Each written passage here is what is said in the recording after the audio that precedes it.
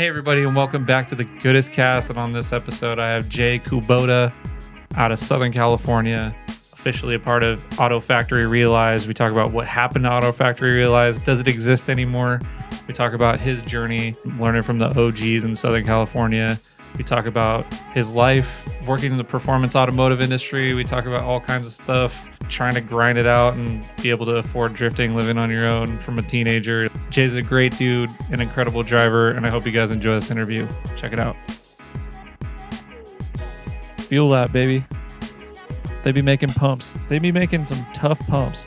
They pump you up. They pump me up. They pump up your engine. They pump up your freaking horsepower.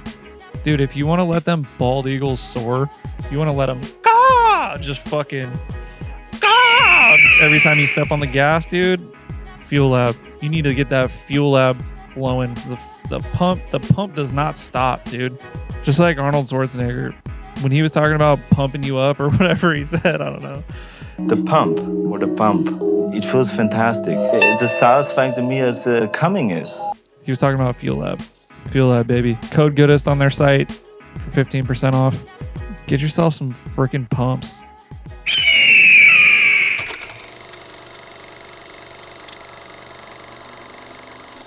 Sick. Well, welcome to the house. Thank you. Thank you for inviting me. Of course. I think this is the fifth podcast we've done here? Fourth? Maybe fourth. Yeah, I think fourth. Okay. So the whole plan was to do a bunch, and then Right. I didn't. Hey, it's okay. I'm glad Life happens. we can do this one. Yeah, I'm excited. I think I first met you at Super D Super Matsuri. D. Yeah. The first one, 2016. Just like Sebastian, I guess. Yeah. Yeah. Super D, for sure. Yeah, that's the first time. Yeah. So I don't know much about... You weren't driving at the time yet, right? I wasn't. No. Right after I got my license, I think. I was still in high school. I think 16. Got my first car, which is a 240, which is the one that I got. So that's my first car. Is that your same car that you got in high school? Yeah. What? Yeah, almost 10 years next year. So the Realiz The teal Realiz car. 240 is my first car. That's Yeah. so cool. So that's my first car. Yeah, and that's how I met you, I think, Super D. Mm-hmm. But I was just like a little kid. Just knew some people, I guess, but Yeah. yeah. How'd you find that event? How did I find it? I mean, it was everywhere. Mm. I mean, I followed Animal Style. I followed, the group of people like Teddy, like Chuck, and some people. But I was just not a driver at that time, I guess. So I was just getting all the influences from everybody. Mm. Mm-hmm. And how did you start finding drifting? So the first way I found drifting was I was BMXing back in the day. This was Another one. 13. I was 13 or something like that. And then I met Teddy's little brother, Billy. And I was trading RC wheels for BMX handlebars. Sick. And then me and Billy got close. He went to a different high school next door, whatever. And then I just started to hang out with this guy, and he brought me to his house. And obviously Teddy's there. And Teddy back then had a red S13. Mm-hmm. Which was S13 Teddy back in the day, Yeah. which everyone knew from Yeah. Xovia and whatever the case is. So I saw his car, and I was just like, wow, that thing's sick, Yeah. I was like, this thing has a big old wing, it's slammed, Type 1, I just thought it was super neat. But before that, my dad was also into cars, his dad was into cars. So I did go-karting. So I was kind of into the car stuff since I was, younger. Oh yeah, I forgot you did. Yeah, I did karting for a couple years. Then from there, BMXing. Then got my license. Sold my BMX for a clutch for the 240. Yeah, I was just I needed a clutch, so I sold the BMX, bought an OS clutch, and then Damn, big baller parts from the beginning, huh? Yeah. So That's I was cool. had good influences from Billy. Billy's oh, this is what you should do. This is who you're supposed to follow. Because before that, it was all I knew was FD, right? The typical kid. All I knew is FD, hooligan, whatever the case is. So that was the beginning of it. And then, yeah, just Teddy and Billy influencing me to the right path with the right people. Sick. Yeah, so that was the beginning. Yeah. What was your first drift event like? It wasn't an event. My first drifting experience was it was at Willow. It was at the Oval. Whoa. The Oval Wall, yeah. So like first time drifting, like for the most part, besides me going up to like this closed area, Yeah. doing donuts or whatever the case is. But like my first drift day was at the Oval, so I learned how to drift there. Started doing like donuts in the middle, and then from there I just kind of started sending it to the wall, like around the wall. And I was just like, maybe if I mess up, I'll crash, hit the wall, but that didn't happen. And then my very first event was a Vertex event at Grange. Oh. Yeah, this was like, I remember that. yeah, it was like a big one. I think some of the bigger dudes were in that event. So that was my real event that I've done. That was like 2016, 2017, maybe. Man. Yeah. So that was the start of me drifting, and obviously seeing like all these videos. Like Seb was also talking about like the animal style video, the very famous one. Mm. So just like all the good influences, right? Good people, understanding what's right to do, what's wrong to do. Fake wheels aren't good, fake arrow isn't good. Like, and then learning how to execute a car like properly, right? So all that was like kind of engraved into my head because of like Teddy and Billy. So yeah, so that's kind of how it went. Yeah, those are good. First half. Those are good influences for sure. car styling. Yeah, Teddy's really smart. He's very much a nerd back in the day of just showing me magazines of like, hey, this is what you had to do, X, Y, and Z. I'm like, okay, got it. And then obviously when I started, Zilvia was still kind of around, like it was slowly phasing away. So those type of things, and then figuring out like who Damon was, like Cameron Bronze, and all these bigger heads like Revgasm, Realize, Autofact Realize, and Animal Style, right? So yeah, that was like just really understanding who's the people to follow.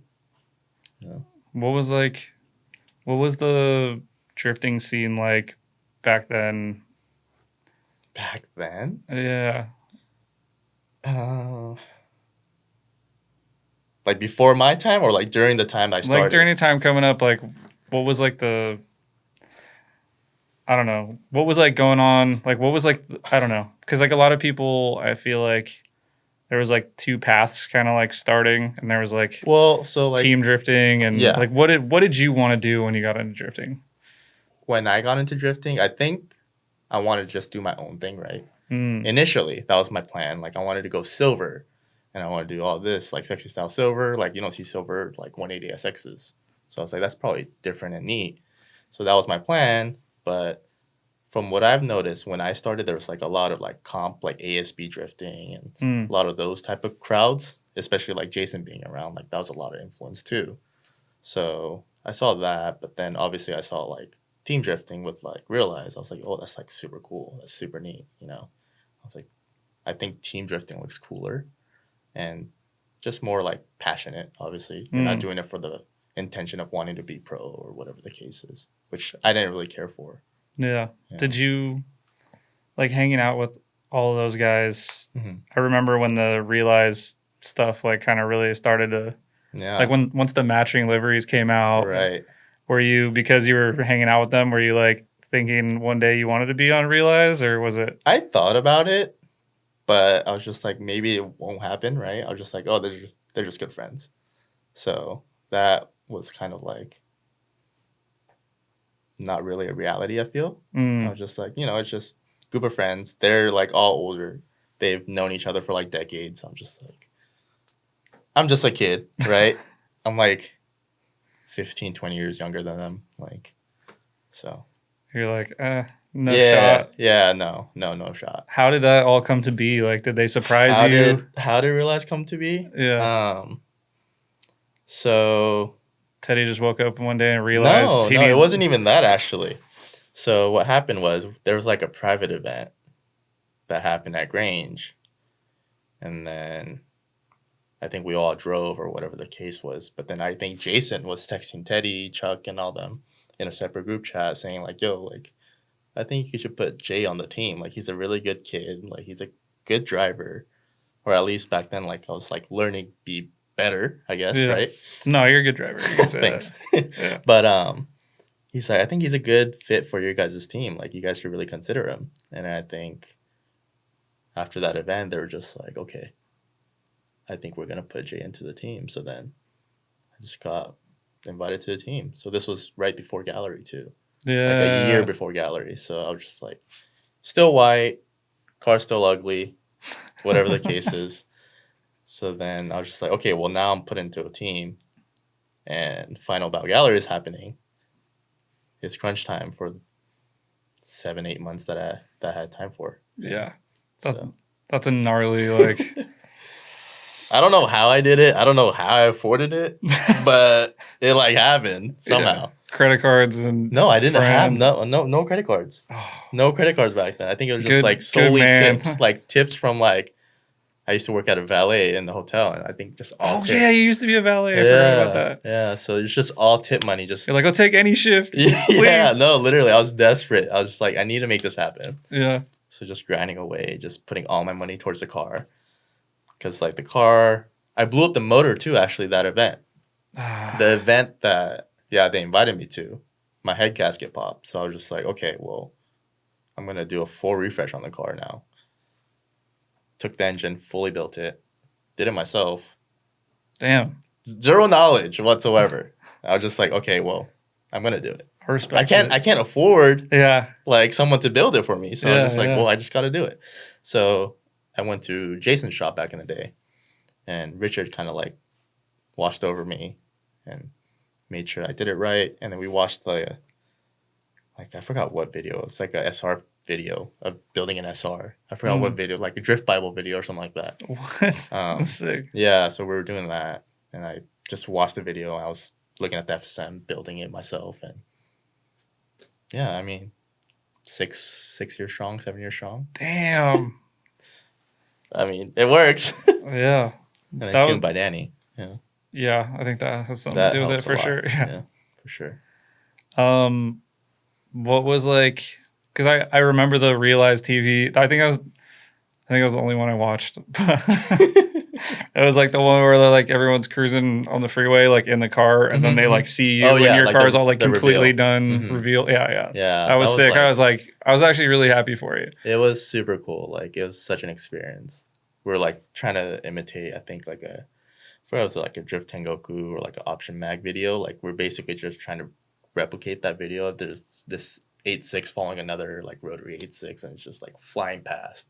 So that video is super neat. We were like up till like 3 a.m, and then Jaime's car back then wasn't plated, and then we were stopped at the gas station, and this cop pulls up. We're like, oh shit! Jaime like just dipped. He was like, I gotta go. It's like 3 a.m, only cars out. He's like, I'm leaving. Just dip, because he's like obviously worried that his car was gonna get towed. Yeah. So, or even crushed, maybe. Who knows? So, yeah, that was quite the adventure. Super late night. Like that same day we made the video, we slept on delivery, and we're just like, okay, let's just make this video real quick.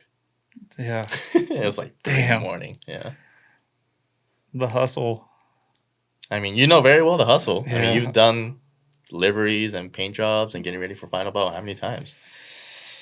2 like big refreshes. Yeah. Especially like the recent one, right? The recent one definitely almost killed me. Yeah. It was almost like a relationship ender. Oh god.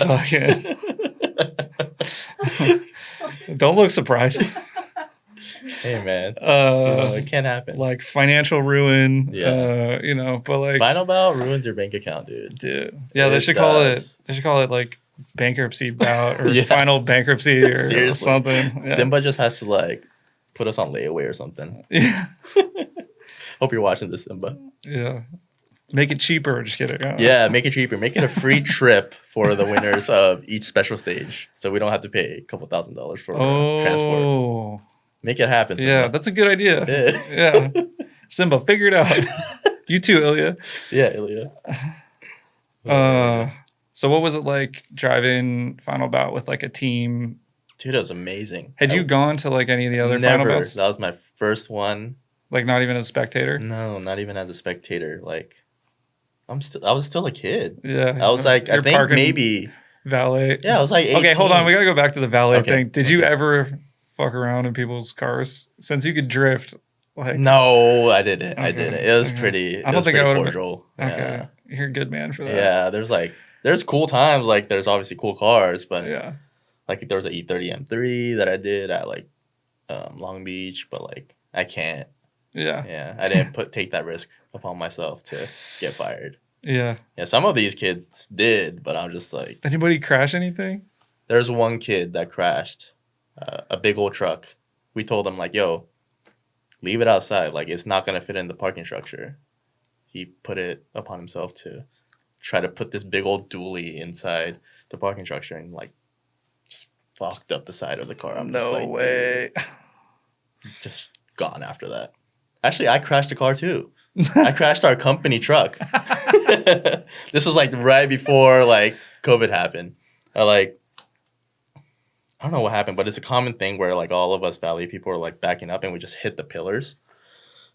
So I was like super comfy, like going up the parking structure, and then I'm backing up this F-150. I'm just boom, just right into the pillar and just destroy the bed. Like, it's like crunched and like all messed up. I was like, oh shit, I'm fired. But they didn't fire me. Yeah. They're like, oh, we'll take the insurance check. Yeah, I guess. Thanks, Jay. Yeah, seriously. I was just like, We're gonna oops. sell that truck anyway. I seen it recently. It's still definitely there.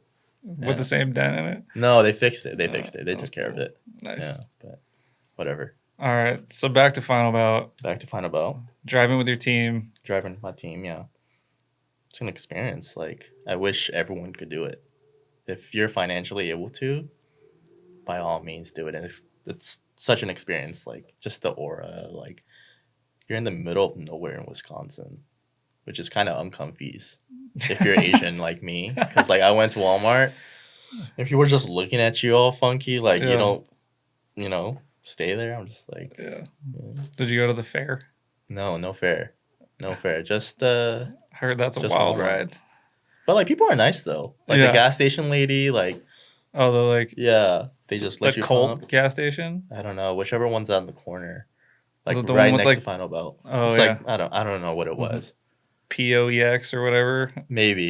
Yeah. Yeah, there's Yeah, like a that's- nice lady. She's like, oh, it's okay. Was you it an pay old lady? after. Yeah, it was like an old lady. Yeah, that's the Colt gas station. Oh, nice. That's good to know. Yeah. That's Colt fuel. That's why everybody's motor does so well at Final Bout. Is that what it is? Yeah. Is that the secret sauce? Yeah. But like, yeah, it's different. Middle of nowhere. You just drive your drift cars to the gas station. You Yeah. fill Which- up, then pay later.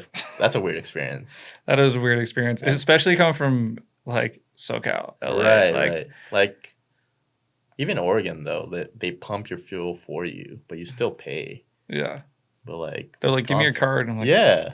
no. Some like tweaker ass dude at like whatever Oregon track what's the track? Not park. the other one. Affinity. Yeah, Affinity. It's just Yeah. like Used to be Barstow. Jackson It's County. literally like Barstow. It's literally like the Grange of Oregon. It's so like, a little sketchy. Yeah. Medford. Yeah, Medford. Yeah. Yeah. Or Not White City. No, I'm not saying necessarily. No, White it's City. called White City. Oh, is it? Yeah. Good to know. There's crispy there, but like, it's Yeah. like kind of uncomfy. It's a lot of tweakers. Yeah. So what you're saying is you don't like white tweakers. I don't like tweakers. Okay. You could That's go a re- that's a to Skid resp- Row. They're not just white. They're Yeah. a bunch of all types of. So you're not Racist. racist towards I'm not tweakers. racist towards white people. No, absolutely not. I just don't like tweakers. Yeah. I respect it. Thanks. Yeah. It's very like, open-minded of you. Sure. Yeah. Yeah. I guess. But yeah, like, I want to do another Final Bout in Wisconsin for sure. Yeah. If the time's right, finances are right, for sure. Like, it's just a group of people coming all across like Canada and all these states, like, for us to do the same thing, it's just like a good feeling. And we're Yeah. just all having fun, just like supporting each other. Like I remember back then, gallery happened. Frankie had his car, which is a long time ago, right? That guy's car is still not done, but Yeah. Why is that the biggest like roast ever? Like, why does everybody want Frankie to finish his car? because we do. You know, I get it. He's a working man. He's too hustling. busy doing the Faction After Fashion. Hours podcast. Yeah, true. Maybe Paul should Frankie, just take put it care of on Paul. pause. Like, you're already like, you kicking our ass enough over here on the West Coast with your Yeah. podcast. Just slow it down. Finish Yeah. your car. Go drive a little bit. I feel like you'd appreciate that. I think Carl will appreciate that too. Yeah. Yeah, I think everyone will. Yeah. But I remember like Frankie needed axles. He's like, yo, do you have any axles? I was like, oh yeah, I do. I was just like, take him. He's like, oh, how much? I was like, it's fine. Like, it's just like a very supportive community, Like we just want each other to drive. We're all driving from different parts of the country. Like, the last thing you want is a broken car and you can't drive. Yeah. Like, did you guys get a hauler out there? We did, yeah. We had 2 haulers. It was Philly tows. He did like a Ram and he had like another dually. It's like a 3-car and a 2-car. It was what's his name? Did you fly out? I flew out, of course. Yeah, we all flew out. I'm not luxurious, driving, bro. I'm not driving. So luxurious. You've drove every time? I mean, I've only towed my car out there once, and it was this year. Oh. But yeah, it was. Wait, so you've only driven Wisconsin once? Yeah, that was my first time. With your car, at least. Yeah, other people like toss me the keys. Yeah. Oh wow, I did not know that. Yeah, but it's usually like a lap or two. Right. Like yeah. Oh. Yeah. I had never driven advanced layout like in the normal rotation until this last event. Interesting. It's fun. Wisconsin is fun. Parks or not parks. US Air. Yeah. But yeah, Philly towed us and towed Nick from Gold Star as well. Sick. Yeah, so it was just him just throwing money at him, drive it over to us, make it there on time. Yeah. I think we flew into Chicago, grabbed the rental, just grabbed Pequod's real quick, and then just went straight to Wisconsin. So, like, I didn't experience any Chicago, so I want to redo it. I want to, experience Chicago. Yeah, getting there, like, the Wednesday before and, like, hanging out. I see all these videos of people driving their cars and, like, street drifting or whatever the case is. Like, it seems so cool, Yeah. Like, just doing that alone is just, like, quite the experience, I feel. Yeah. Like, that you need to experience if you're going to do Final Bout in Wisconsin. Like, doing the drive to the gas station. I forgot what gas station. What is it? Like, on the way to Wisconsin. Gas station? Yeah, they like, go to, like, a rest stop. Oh, yeah. I don't know. I've never you haven't done been? that. Oh, Yeah. I forgot what rest stop it is, but, yeah. I usually just ride with Simba because I'm, like, emceeing. So, yeah. And this time I was towing out, so I didn't meet That's up with crazy. anybody. I cannot do that. Can't. It's yeah. Yeah. It's a long fucking drive. And like imagine like even Dom that time. Dom drove his car all the way to Wisconsin. It's just like that's a trek, dude. In a drift car. Yeah. Tyler's also done it. Tyler Barnick. Like sneak peek, I'm gonna do an episode with Dom. We're gonna talk about it. Oh, cool. Yeah. That'd be exciting. Yeah. Little insight here and there. Yeah. So like I don't know. You did Final Bout. I did Final Bout. Got on Realiz. Yeah, got on Realiz. Just they're like family to me, obviously. Yeah. But I think the truth is like Realiz is dead, right? Obviously, people know. That's just the hard truth. I think a lot of people don't know. People don't know. I'm just gonna give you closure right now. It is dead.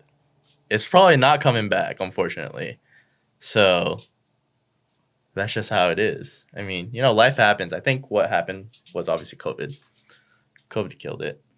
Like, obviously, we're just kind of all separated and we're doing our own thing, trying to figure out life. Gary has a kid. Chuck got a house. He's adulting. Teddy's just Teddy. Teddy's flying planes. Yeah, he's flying planes.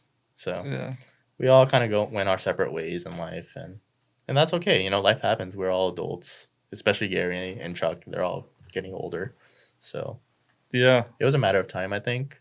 But I think the Realiz thing could have been going if we kept on going through COVID.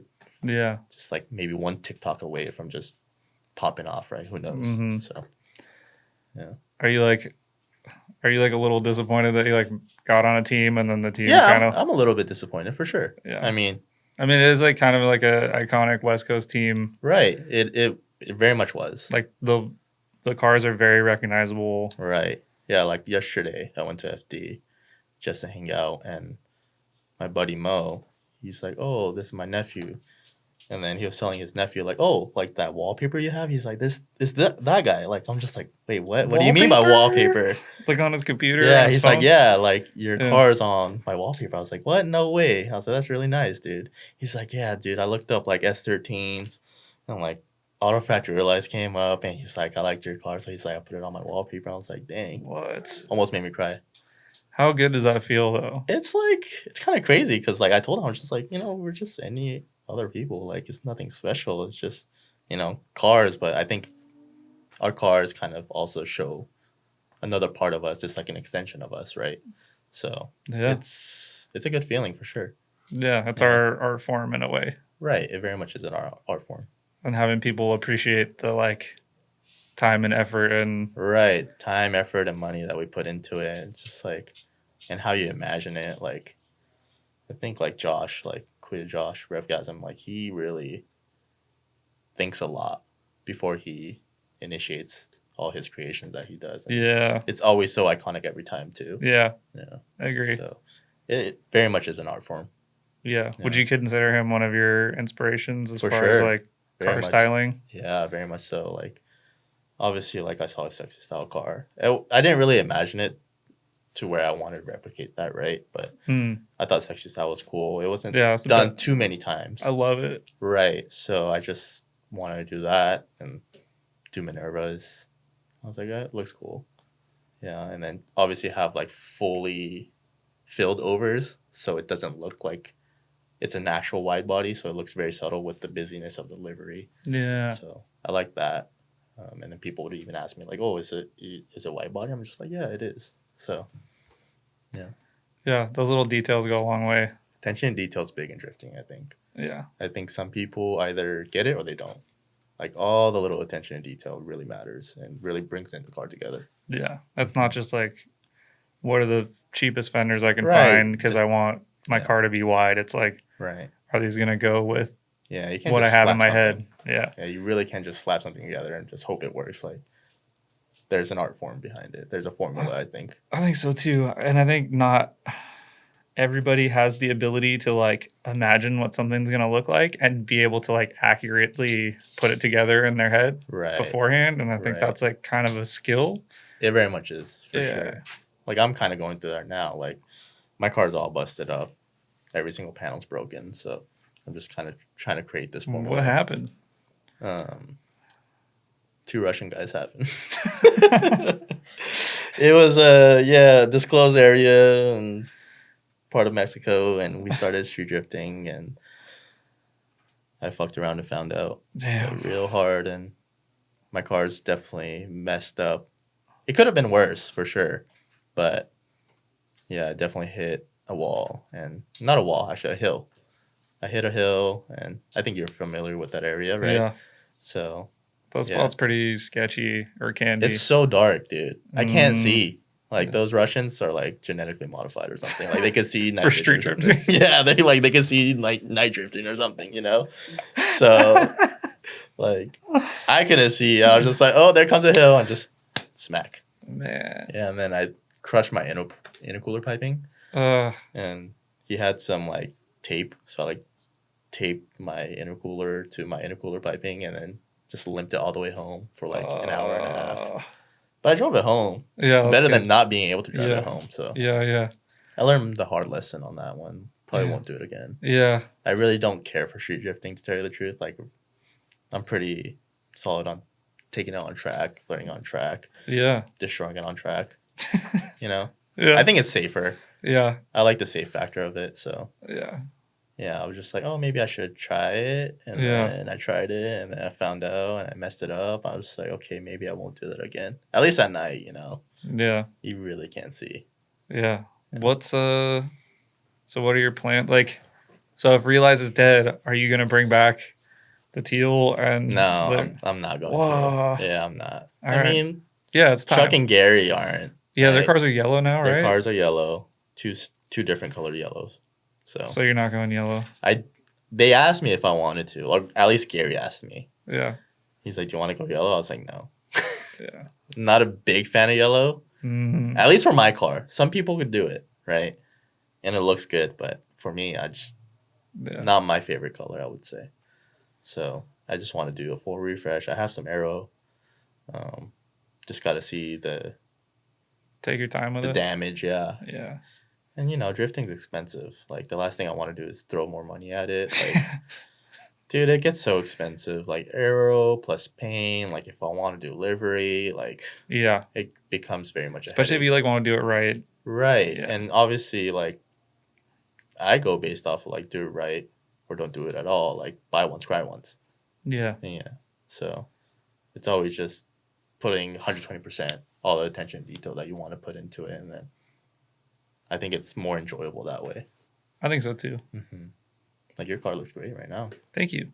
I like it. Yeah, we put the time in for sure. Yeah, you have to, and especially with the crowd that we hang out with, like Final Bout crowd. Like, yeah, I just got mad. Someone, I don't know if I should say this or not. Yeah, some like young 20-year-old dude. I'm not gonna say who it was, but was like talking all this shit. Like, yeah, that happens. And was like talking about like E36 Kings and like saying other people, and I was just like, I took that personally. Wow. So, like it's okay. Jordan, dude. I was like, I took it personally when I revealed my car. I guess I had a lot of camber. Yeah. So I took out some camber. I didn't compensate the height. Yeah. So like my front end was like super high, and like this one guy like tweeted it. He's just like, "Oh, this guy's car is so high." It's like talking shit. I'm just like, whatever. This is when my car was lower, right? Yeah. Now my car is like a monster truck and looks ugly, but I don't care what it looks like now. Some dude on Twitter. Like, yeah, some dude on Twitter. He's just like talking mad shit. I'm just like, bro, just let me have my shine of spotlight for a second, bro. Yeah. Like at least it looks half decent. He's just jealous he didn't get on Realiz TV every Friday, That's a damn shame for him. Yeah.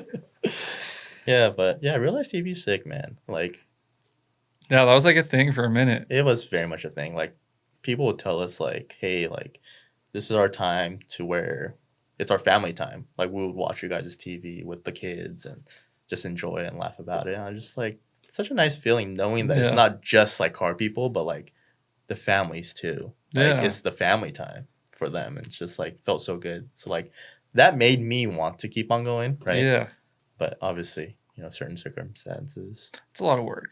It is. I mean, for you guys, like, look at all this. Like, it's a lot of work. Yeah. It's not an easy thing to do. It'd probably be, like, a lot more profitable if it was, like, an OnlyFans situation, But we have the... Not with the... Anyway. Hey, man. I'm just going to get up and helicopter. I ain't going to judge. I'll put up the... This is going to be on the Patreon later. No, I'm kidding. I don't know. Yeah, it's a lot of work, and, like, it doesn't pay off for, like, a long time. It doesn't. It's a passion project. Yeah. Passion projects take a long time, I think, to show for itself. I talked about, like, on the podcast with Lee, I was, like, talking about the podcast and, like, what my goals were with it and, like, not reaching those goals and, like, like, that kind of stuff. And I got, like, a lot of really nice messages about, like, yo, like, I listen to this while I work. Like, I listen to this while I do X, Y, Z. And it's been, like, it's motivating. Like, yeah, it very much is. Like, it's, like, it, like, forces me to, like, text people and be like, hey, do you want to do a podcast? Yeah, that's good. Like, you just got to, discipline yourself and just got to see it through, I think. Yeah. And then hopefully the outcome comes out after that. Yeah. Just eventually, like, it's just one podcast that might just blow up. Who knows, right?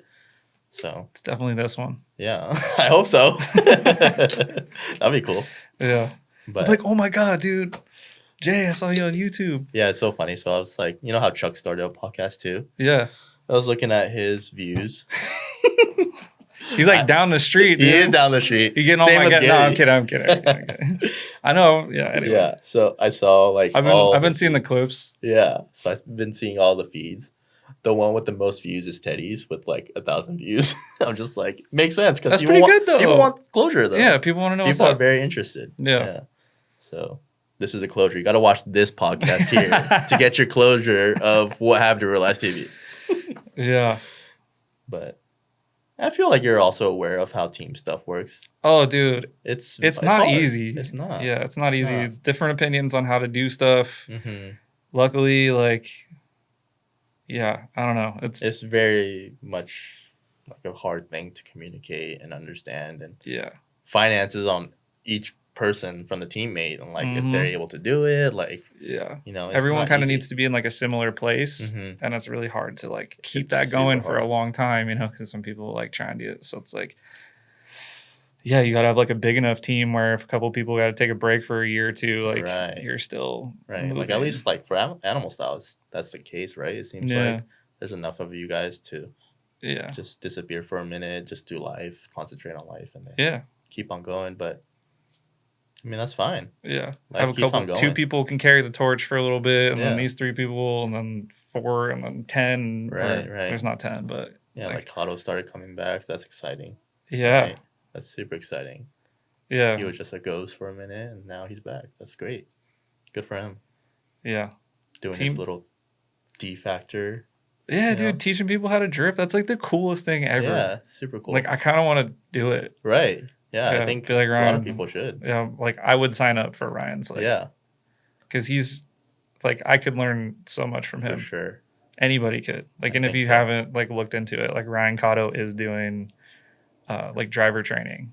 It's called D Factor, and he told me that doing this podcast and like talking about like giving back to the community while like not taking. It's hard not to take from it.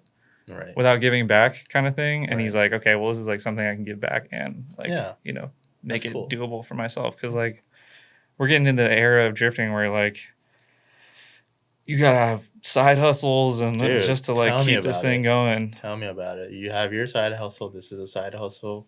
I'm trying to do my side hustle. Like you can't just afford drifting. Like you gotta do something else in order to make drifting happen. I feel for most people, at least. Yeah. I think I've seen that more down here in SoCal than anywhere else. Yeah. I mean, like people like you, like you got a decent job, like you work hard, like I do. And it's still like pretty hard to get by, like financially and just even getting to the track and just like the tracks that we have and stuff. Like it is a challenge here. Yeah, it is. Like, dude, a day easily for like at least us, I would say it's easily $500, no problem. Yeah. No problem. Gas for the truck, $200. Gas for the car, $100. Yeah. Parts, tires, like tires aren't cheap no more. Mm-mm. They're not cheap.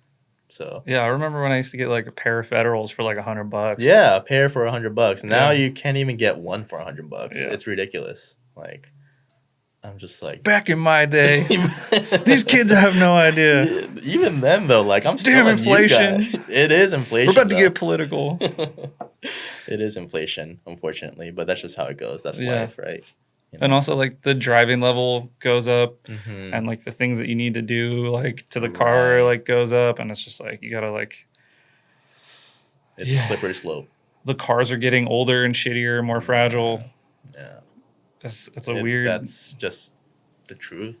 Yeah. 240s are expensive. People just can't drift to 240 like that anymore. Like, I'm sure a lot of people on the podcast talk about it. Like 240s aren't cheap. Like 350Zs and FRS's BRTs are like the new alternative. Yeah. Yeah. If you're listening to this podcast, you probably know a lot about tires or at least have bought tires before in the past. But have you ever bought tires from tirestreets.com/goodest? Well, if you haven't, today's the day. Break free from the shackles of tire monotony and get yourself some 651s. Get yourself some 351s. Dude, they rip. I run them on my car. And what else do I need to say? It's time to get your tire game up. And if you're tired of these ads from Tire Streets, I don't know what to tell you because they support the podcast and so should you by buying tires from tirestreets.com/goodest. Thank you. Bye. And now you work like in the industry. I work in the industry. You're slanging parts. Slanging parts. Working at Racer's Edge. Racer's Edge, yeah. I will keep it at Racer's Edge because I don't want people DMing me for parts. It's annoying. I already deal with all these customers every day. Yeah. But, I mean, the place I work at, it's more Honda-oriented. Some people may know where I work at. I'll just leave it at that. Yeah. It's more time attack. It's not drift. It's not like Enjuku. It's not like a TF Works. Yeah. But it's still within the industry. It's very interesting being on that perspective of things, of selling the parts and having to learn about the parts and selling the parts, installing the parts. Like it's a lot. It's a lot. Like, you know, I've sold to you. I've sold to a lot of friends. You know, I got to hook up the homies. Yeah. You know, when I can. And it's cool though. It's cool. I've learned a lot from it, like logistically, like financially and all these things. So it's been a good thing to do, I guess. Yeah. I don't see it as a forever thing for sure, but it's neat. It seems to me like drifting's growing a lot, and since you work for a company that's more like time attack focused, are you seeing kind of some of the shift of those types of customers like knowing more about drifting or being interested in it? Or is it I would say yeah. And then especially now with like a lot of these import cars coming in, like we see a lot of those like Skyline, GTRs, S15, Supras, like, so I think that crowd of people also understand like what drifting is. But for the most part, I think these time attack people know what drifting is too. You know, like we did like the Final Bout VTEC battle. That was sick. That one was that was cool. one of the coolest things I've seen in a long time. Yeah, I hope. It was like, I mean, you did really I well. played the role, yeah. It's terrible. Didn't you do like super good? I did good because Lex left. He had to go to Sonoma. But I got Lex rips, dude. Yeah, he's fast. He's Yeah. a good guy because Yeah. he does both. Yeah. He does time attack and he does drifting. So he's a good candidate. But my clutch was slipping that day. So I was like on a bad clutch. I heard a bunch of the VTEC club guys didn't show up on the tires we were supposed to run either. Yeah, that too. Like you're supposed to run Zestinos. That didn't happen. So they were on like some nicer stuff. Yeah. Because that's what they drive on all the time. So Yeah. whatever. It is what it is. I'm going to throw those on next time they do it. Yeah. But hopefully they do it We're again. going to have to break into their garages like fucking original Fast and Furious and check their tires out. Yeah, for it. seriously. But I hope they do it again. But with a bigger crowd, like this time around, it was like a really small crowd. And I think... Was it exciting to watch? I don't know. You were doing it. I mean, I was doing it. I was in there. Yeah. I wasn't sure if you're like able to watch other battles and stuff. I think I was just Locked completely in a different world. But I hope like maybe the other way around, even like S2000 drifting, that would be cool. Just the polar opposite of what we did, just to see. But it's cool, like trying to actually change a drift car into a time attack car. Like I actually put some effort into it, like getting the good brake pads, putting some aero on, doing an alignment.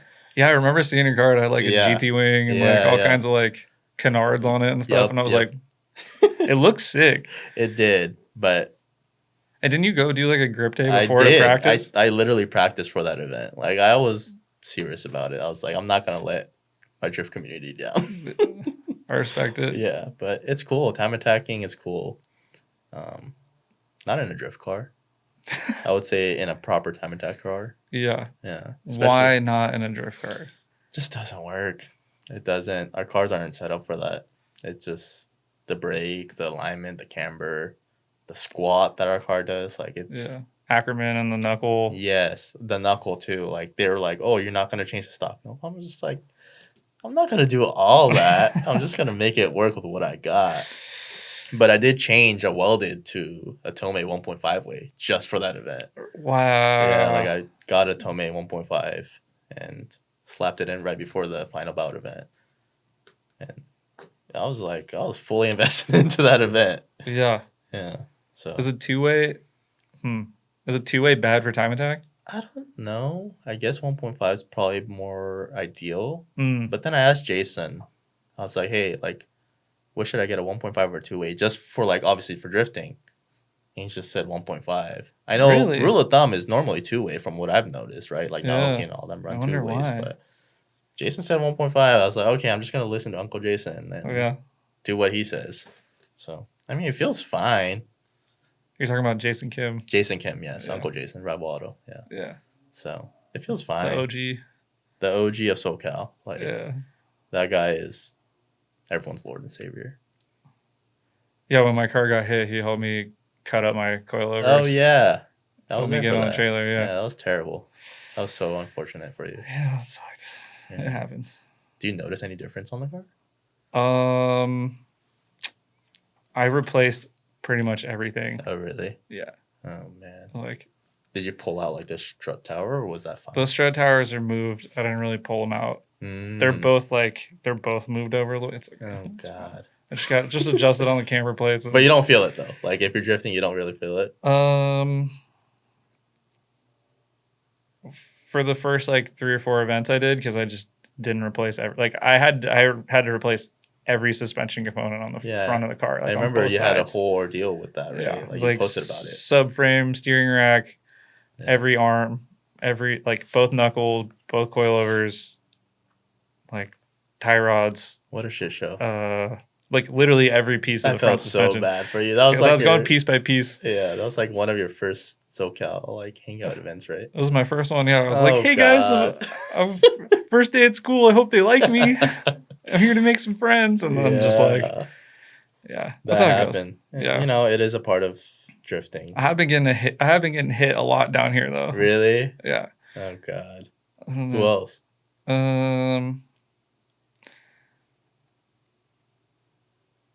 Well, at the last like LSD event, I brought my street car. Oh yeah, for that like street style comp because right. my car makes too much power to drive it. Is that what Taco said? Yeah. Oh, interesting. So I had to like bring the street car. Yeah. It's okay. It was like a comp though. Right. Like people were trying to throw down. And right. that car's not very fast, so yeah, that's true. they just hit the back. That's why Julian drove that one too. Yeah. In Taco's car. I finally beat him in comp. Oh, nice. Congrats. I've been working on that one for a long time. I mean, we were in slow cars, so it's not really like right. And Taco's car was pretty hard to drive, I guess. Yeah, I don't know how Taco drives his cars. Like he's a good driver. Taco's a great driver. Yeah. I like driving with Taco. He drove my car at one of these like open days that we had. I think he's a really good driver because his cars all don't drive that well. Yeah, he probably. Can make it work. Like, he goes down. He gets down for sure. But that's right. There's like some crazy crashes that happened there. It looked like Taco's car and then the other. I was car. behind them. What happened? They just clipped wheels. I can't remember the dude's name, but he hit me also. Oh God! In tandem battle. That was sick. And it was like he beat Julian. They went one more time, I think twice or once or something. I can't remember, but like, they were like door to door both laps. And then I was like, oh shit, I gotta battle this guy. Like it was like a fast SR. Right. It sounds cool. And I'm in my little crappy like fucking M52. Like I swapped a 391 in it like the day before because I was nice. I was like, if I run long gears, I'm gonna get hit. Like they're gonna fucking hit me. So I swapped the diff. I see. Put like the super short gearing in it, and I was like, they're not gonna hit my fucking. And it's still like, I don't know. Are you bummed? I was gonna sell the car, so yeah, I was a little pissed, but that's drifting, dude. That is drifting. Another homie from Uprise from NorCal actually hit me on transition because I was like, I kind of went like, I don't know, the car's slow, so I was just kind of like sitting, and then I like transitioned. He was like right there, so like I got hit on both sides, and it like, on E36s when you hit the back, they like twist. Interesting. That's weird. Huh. Yeah, like if you hit them just right, they like the whole back end like rotates. Yeah, that's new. They're pretty like beefy otherwise, but yeah. Is that why like those strut tires give out and stuff in the rear, like E36, E46? I don't know. I haven't had that happen yet. Oh really? Yeah. I don't like saying that I haven't had that happen. I have a bunch of reinforcements, but not that one. Like I know like PBM makes stuff and all that jazz. I want to do it, but I haven't really like needed it. I don't run like a super strong. Well, I just made my bump stops a lot higher, so I should probably get that. I don't know. Whatever, you'll find out. Just you were like one of the first people I saw doing the jump at balcony. That one's sick. Yeah, it's super fun. Yeah, but it's like also like very strenuous on the body. I watched that and I was like, it hurts. I don't want to blow up my rear strut towers. That's true. Were you driving? You weren't driving. I wasn't driving. Baby J was driving it. Yeah, it was Julian and Jason. They were throwing down. Yeah, that was a and cool you. event. Yeah. And like I think Nico, was he there? Nico was Yeah, there. that was just Jason was there. Yeah. that was definitely me sitting on Instagram being sad. That was a cool event. That was Yeah. like one of the coolest events I've seen Circus in a while. Spirit event. Yeah. It's crazy. Like, I go back. It's only been 9 years of owning the car. I'm just like, there's a lot of track days, even though I feel like there hasn't been. There's a lot of track days that I've done, surprisingly. And it's cool, like, all these friends we make over the years. Like, Yeah. I'm just surprised that you're down here. Victor's down here now. It's neat. Like, everyone's been doing their life and changing accordingly, I guess. Yeah, I'm watching like the like next generation come up, you know, the next generation of kids that live at home and can like afford to drift. I wish. I wish, dude. I wish. I see that all the time. Like, people are just blowing 8K with me, like, at work, no problem. I'm just like, some guys blowing 20K with me. I'm just like, dude, what do you guys do to just blow 20K on a hobby? Yeah. It's not a necessity, right? It's a hobby. So they probably got a business and a tax write-off. Most of these people, I feel like they do. Yeah. I wish we could tax write off our parts. Yeah. And activities. Yeah. We could just start a drifting related OnlyFans. I'm kidding. Let's start a business. Yeah. It's also hard though. It's hard getting. I think that's like a move though. I think that's a fucking move. OnlyFans? No. I mean, if you got the necessary, like, you know, mindset to do OnlyFans, like, fucking why not? Yeah. I'm not saying that I'm gonna do it. I'm just saying, like, you know, it seems like it works for some people, you know. I guess it does. That's definitely not a write-off, you know, but like, it's not. But it's income. Yeah. Of some sort. I think like starting a business that you can write off, like drifting stuff, and then having it, but that's so much work. Like, owning a business is hard. It's not easy work. Yeah, like having a side business and then like a job and like all other stuff, like, definitely. Yeah. But it does have its payoffs. And like, I think that's probably those people like being like, all right, I work pretty hard. Like, I can. Right. I'm not like defending people spending 20 grand on like a aero kit because that's fucking crazy. But yeah, people do it though, dude. They'd be surprised. Like, we see people like ball out and drifting and we're like, damn, he bought the legit BN. Yeah. And then like time attack people are like, yeah, BN, that's literally, cute. literally, like front bumpers, like Voltex front bumper is like $4 grand, dude. Oh, it's expensive, and that's like a front bumper. That's a front bumper. A front bumper could get us full 8-piece aero on our car, no problem. Yeah, so it's wild. It's like another territory of car, I would say, and it's just like you could even go crazier, like pro level FD, right? Mm-hmm. Like, these dudes are $100,000, $200,000 cars. Like, that's like that. Yeah. Like time attack, that's like kind of standard, huh? It is though, yeah. Like, all these dudes have Futura trailers, like $15,000 trailers, no problem. I want one of those so bad. They're nice, dude. They're nice. I saw you got to borrow one. Yeah, company got one, so I get to use it all the time. Perks of the job. Perks of the job, yeah. Alignment rack, tire machine, like, I just do it all by myself. Thankfully. That's the cool part of it, of working there at a motorsports facility. Yeah. Mm-hmm. Do you see, I guess, like, well, if drift cars are shitty for time attack, then I guess we'll just have to keep drifting, huh? I think so, yeah. Yeah. I can't afford anything else. So. Yeah, like, I think about, oh, man, like, drift events are getting more expensive, and then I, like, look at, like, HPDE day where dude, they're like, some dude just wants to go take out his, like, Boxster S or whatever. Yeah, it was McLaren. It's like $600 for the day just to go like drive in the middle of the track. It's super expensive. Like, play race car driver. Cotto does it. Brandon Cotto on his S2. Like, I think he sold that thing. Oh, he's selling it, but it's gone. Yeah, it's gone. Yeah, he bought a like GT86. Oh, that's right, GR86. Yeah, GR86. Right. Yeah. But S2s are expensive. Like, HPD days, easily $500. Yeah, that's crazy. And we're complaining about $150 events. You know, like, yeah, I don't know. Just cars are expensive, dude. It's so hard to afford it. Like, you really have to do that hustle. Like, I'm trying to figure it out myself.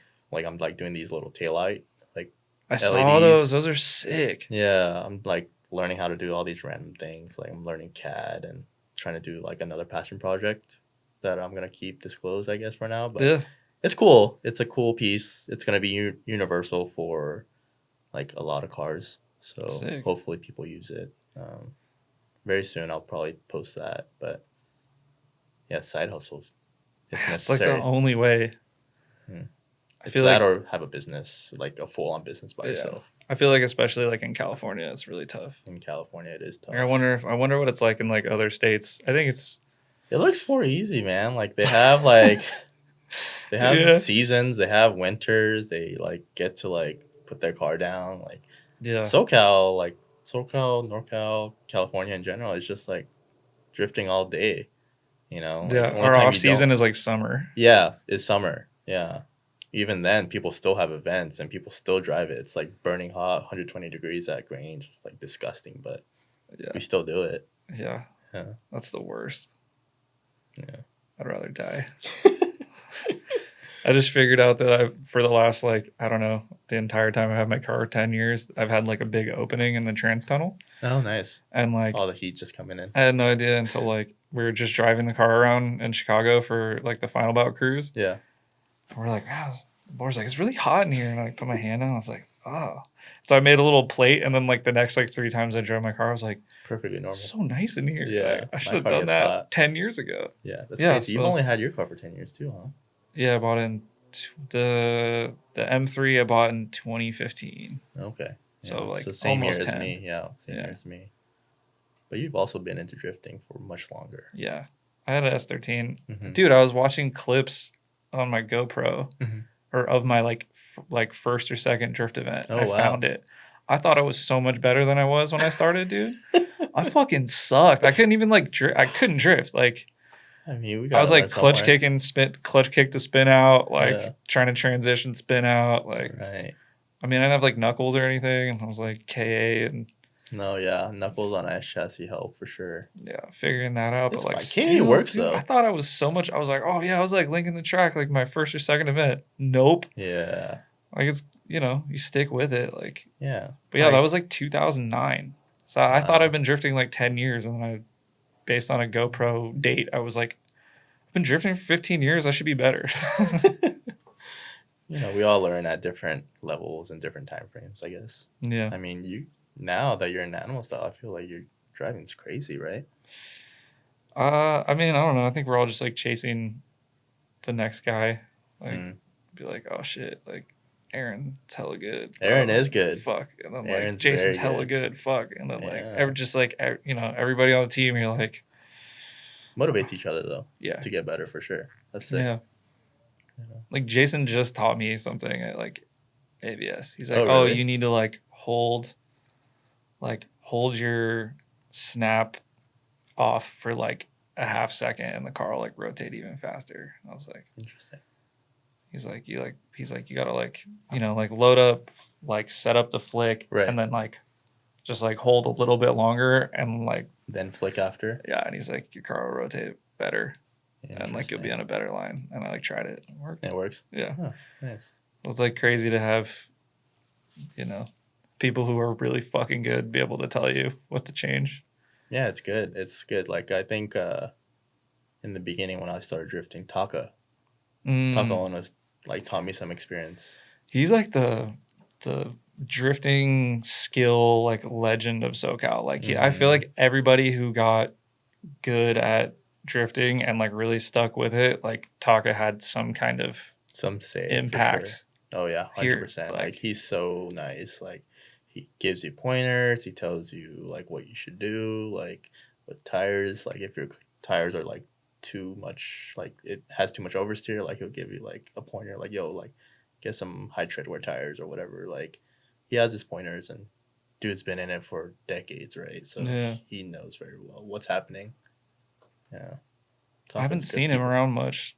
He's always at Willow. Yeah. He's at Willow. Yeah, he like lives there, right? He lives at Willow. Yeah. Yeah. Super cool. I like every time I drive by his house, Uh-huh. there's like a bunch of hotchies Yeah, and like yeah. and His chassis and IS stuff. all Yeah, that yeah, random yeah. stuff. Yeah. I'm like, damn, how'd he get that? Like, I mean, I wouldn't want to live at Willow. Like, I wouldn't either. but it's pretty But- sick. Good for him. Did he have to like buy that plot of I land or have something? no idea. Yeah. Maybe probably rents it or something, right? Yeah, that's crazy. I'm not sure. Yeah, I can't imagine living in a track. In an RV too.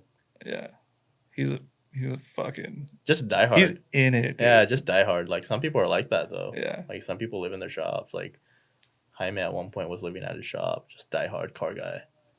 Yeah. He's another influence that taught me well, I guess. Just being at that shop for a long time. Just doing stupid shit as a kid.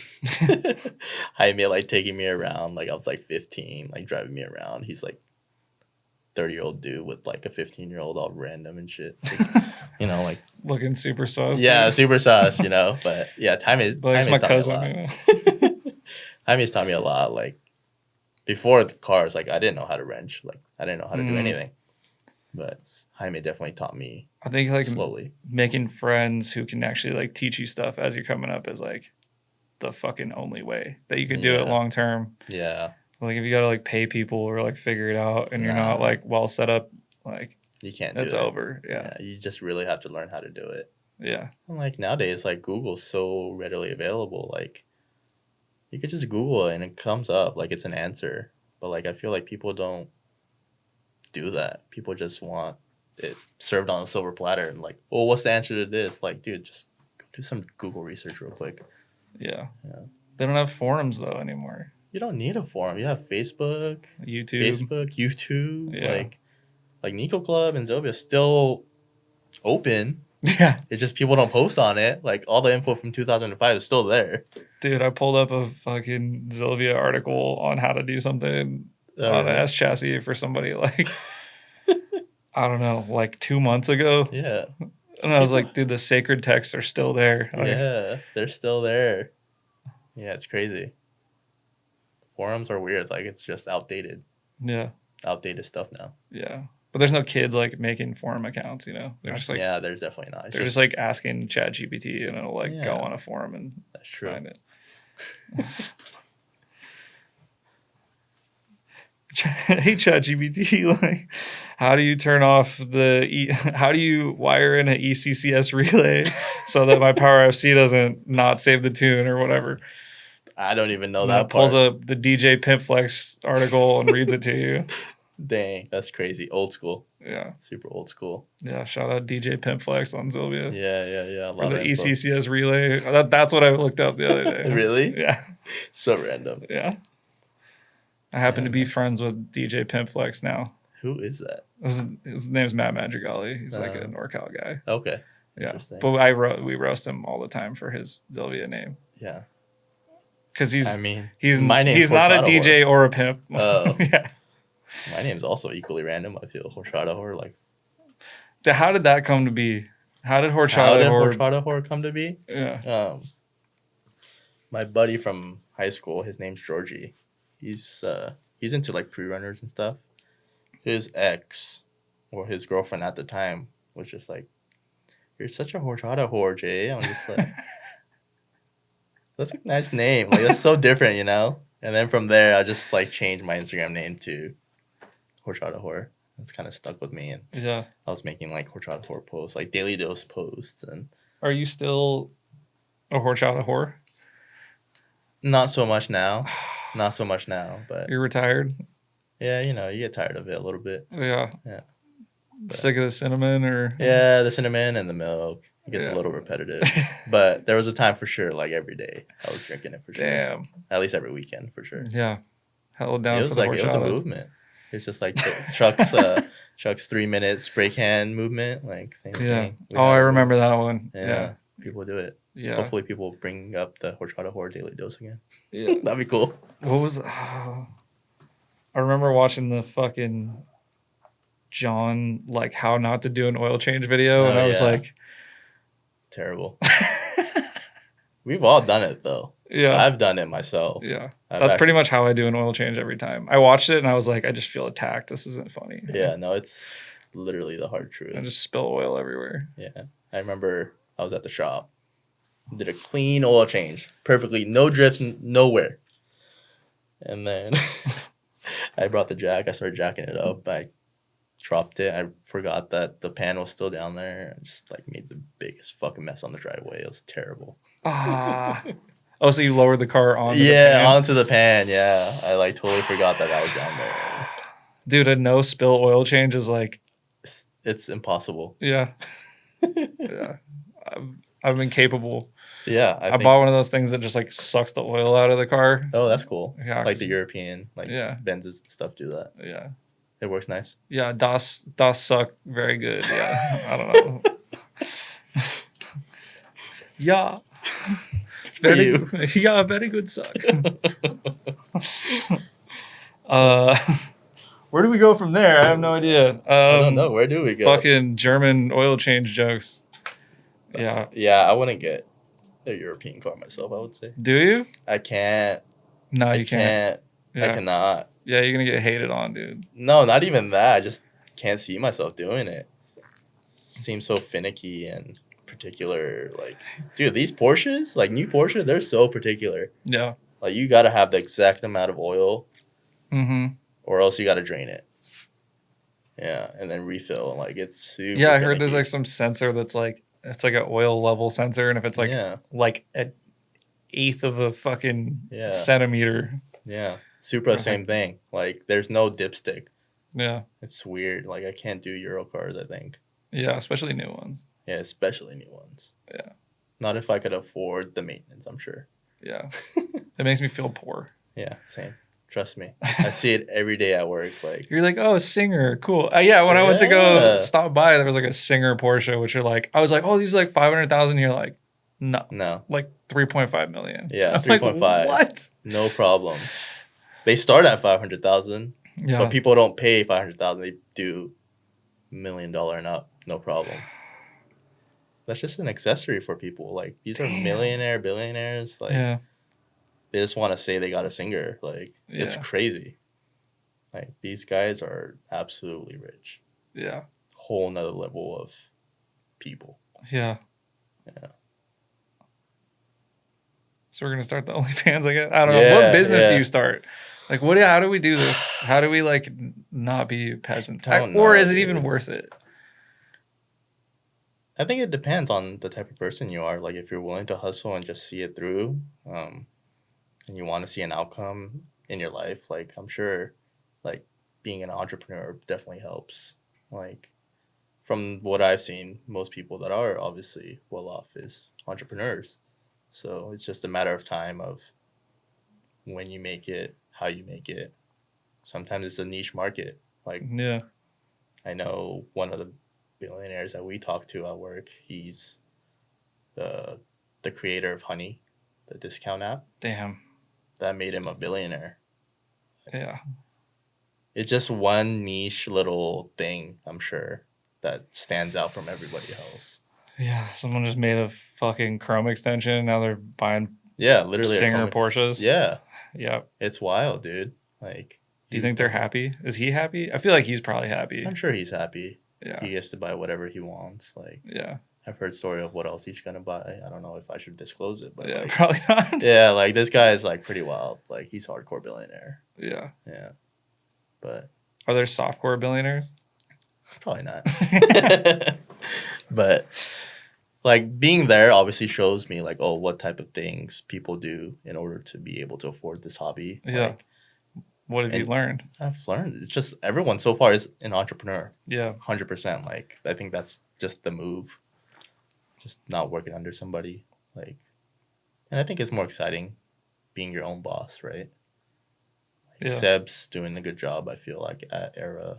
Just grinding he found his lane. Yeah, it's cool. That's a niche market too itself. Yeah. Like, he got it down. Like, that podcast was really good. I enjoyed listening to that one with Mike and Nico. They're so cool. They're super nice people. Yeah, just I really chill. like those guys. They have a nice aesthetic going for them. Yeah, they're so fucking humble too. Like, I remember telling Seb something, like, not on the podcast, but like in person. I was like, bro, you like changed like the image of drifting. Yeah, it's crazy, dude. And he's like, no, it wasn't me. It is. It very much is. I know. Like, he's done all these music videos with all these drift cars. Like, you see, like, at Zoomies, random drift car, like, graphic tees. So it's like, it's very much coming back, for sure. And it's a matter of time of these things getting expensive. So like, I don't know how people start, or like I don't know how people are gonna get back into it, because Yeah, I think if you stop it, it gets That's it. really hard to it's get back game into over. it. Like at least Yeah, or you like, gotta go buy like a Corvette from like an auction or something, you know? yeah, I guess. But Could you yeah. see yourself driving a Corvette? Would you ever get New Balances? Corvette? I'm wearing New Balances right now. Hey, so. bro, I'm not Fuck. mad at you. They're nice. They're comfy. Yeah. They're not like the The Girl dad Master ones? 5000s. Yeah, they're not the Girl Master 5000, so that's good. The Nike Monarchs. Yeah. But no, That's Corvette, no. Nike Monarchs is what all the fucking proceed dudes are gonna be wearing any day now, dude. Dude, that's rough. I cannot see Clear Josh wearing Monarchs. No, he's got He got no swag. way. He's Yeah. got swag. Same with Chop. Yeah, He got facts. swag. Yeah. They all got swag. All these Yeah. drifter dads are swaggy. Yeah. What if your dad was like a drift like icon from Chicago and you like grew up and like you had to like follow those footsteps? That'd be kind of wild, right? I would love to follow the footsteps for sure. Yeah, that'd be sick. Yeah, I think that's super cool. Like, these guys are one of few iconic people in Chicago that started drifting, and I think it's important to know who those people are. Yeah. In all areas of drifting, I think in SoCal, NorCal, like, it's important to know who kind of was the icon, I guess. Yeah. Yeah, like, I feel like out here, Jason Kim's very much an icon. I agree. Yeah, like, he's probably helped everybody. Yeah. Literally everybody. And I feel like he's just a very giving person. I would agree. Mm-hmm. He's like, I haven't even like spent much time with him and he's already helped me out like a few times since coming down here. Like completely unprovoked. Yeah, he's just like, yeah, that's fine. Go ahead, sure. Mm-hmm. Yeah. Whatever. Like, I'll borrow his 4Runner because I don't have a truck. Like, yeah, that's fine. Borrow his 4Runner and the future a trailer from work. And yeah, and then that's my rig. Like, I just figured out, or like Gary's not driving, I'll just borrow Gary's Tundra. Yeah. It's good to have good friends. Yeah, great friends. Yeah. People are just, I think drift community is very nice. Have you been able to do, like when you got into drifting, like what was your goal?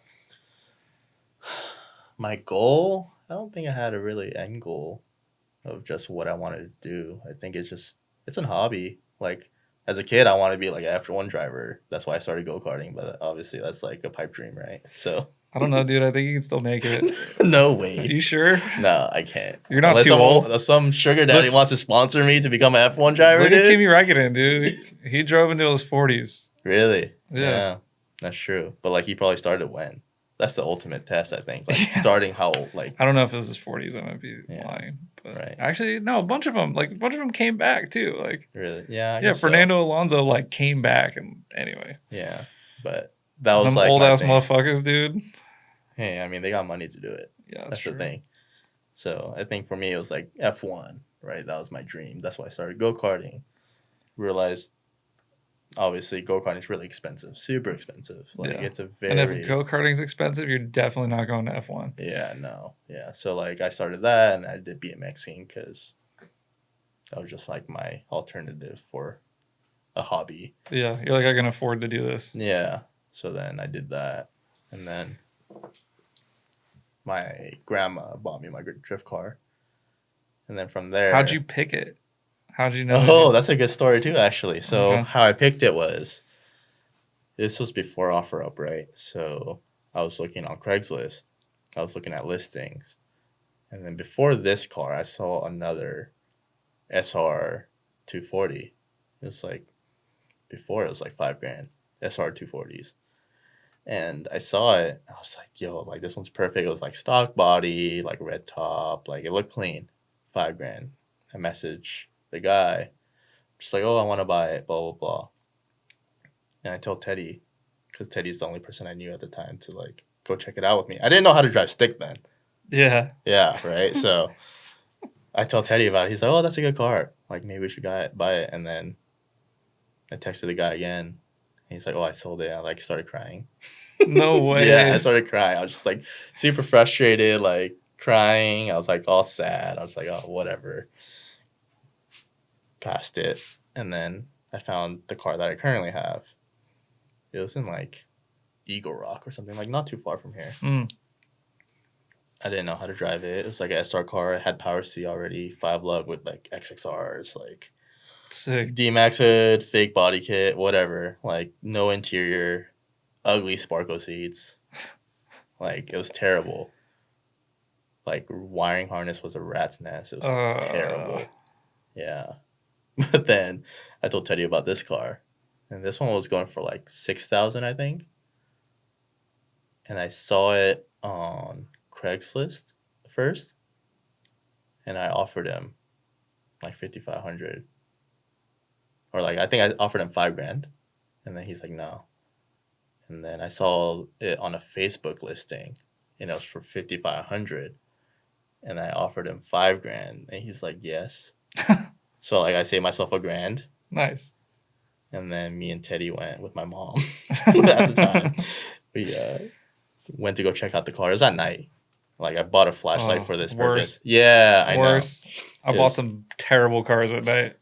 But I didn't know any better. Yeah, but right? like if you're like working and you're like, okay, I gotta get off work and then go. Yeah. Right. Yeah. Yeah. But at the time, I didn't know any better. This is my first car. I don't know anything.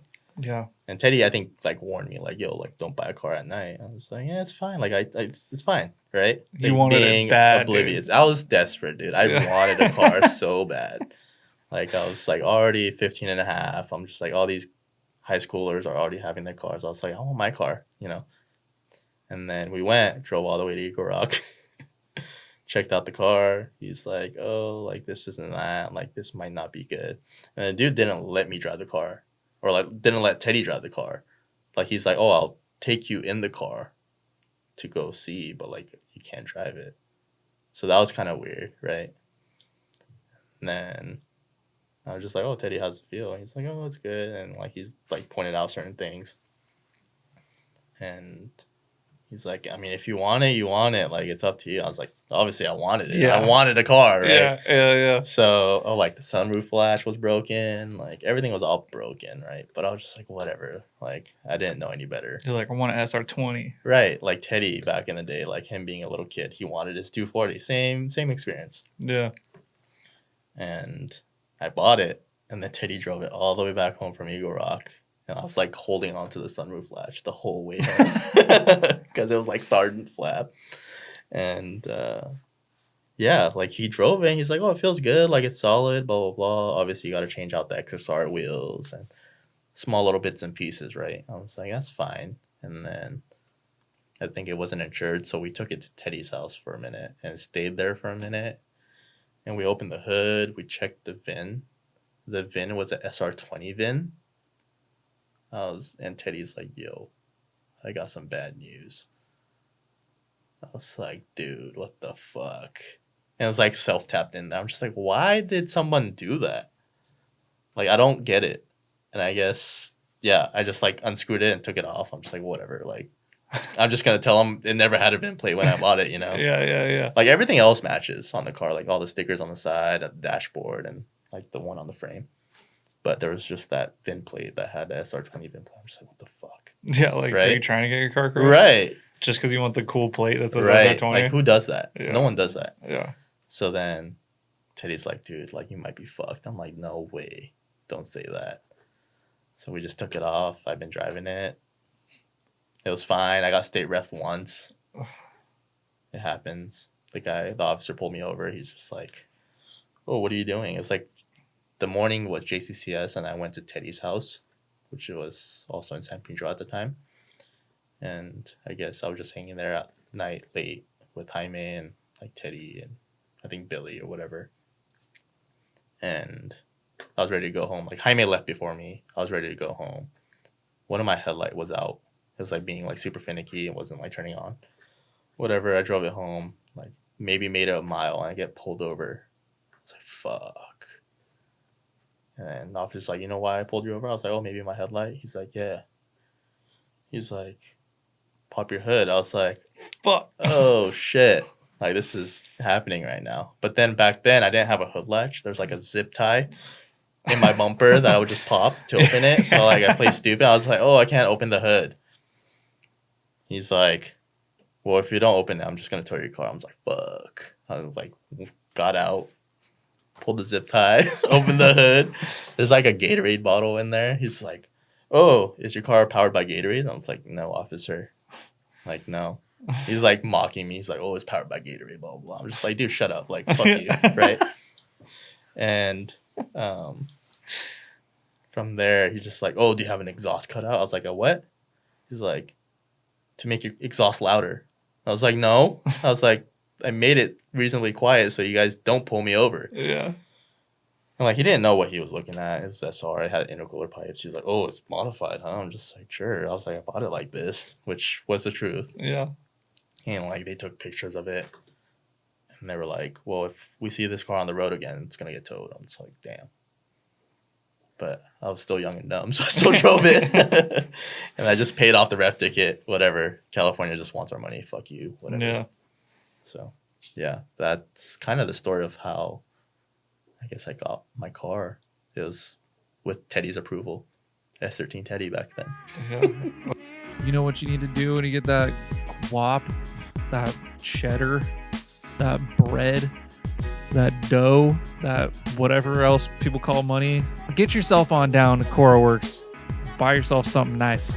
Buy your vehicle something nice. If you're trying to outfit your vehicle, if you're trying to get the coolest stuff you possibly can, if you're trying to just absolutely outfit the rig, make your way on down CoraWorks.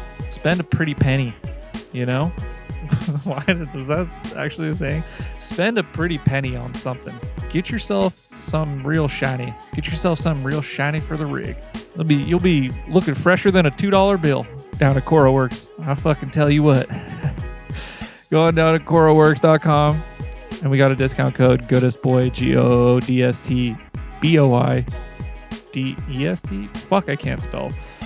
Goodest Boy on all the CoraWorks stuff. We out. Craigslist 240s, dude. But then at the time, it was just like not a lot were out there. Like, Yeah. I think I was specifically wanting an SR car so I don't have to Do do the whole everything swap, because I didn't know how to do anything Yeah. back then. Yeah. So I just bought a base car, right? It was good. Power C, injectors, like 5 lug already, Z32, had aero, $5,000. Not Yeah. bad. Yeah, especially with today's prices. With today's prices, You that's can't even get an not, SR for $5,000. No, you can't.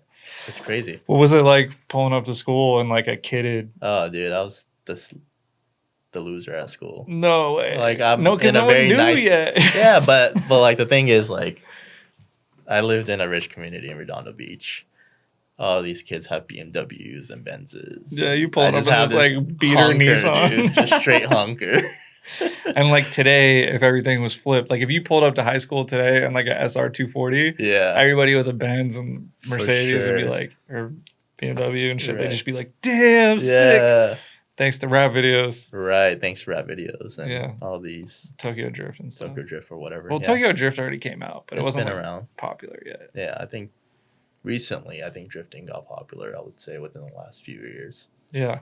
To like just the random community. Like, I went to FD, like there wasn't a single modified car like on the way there that I saw. I'm just like, they're just random like regular traffic cars. I'm just like, Oh yeah, because going to FD used to be like the parking Dude, lot it- was crazy. yeah, It it used used to to be be like crazy. hella S chassis Yeah.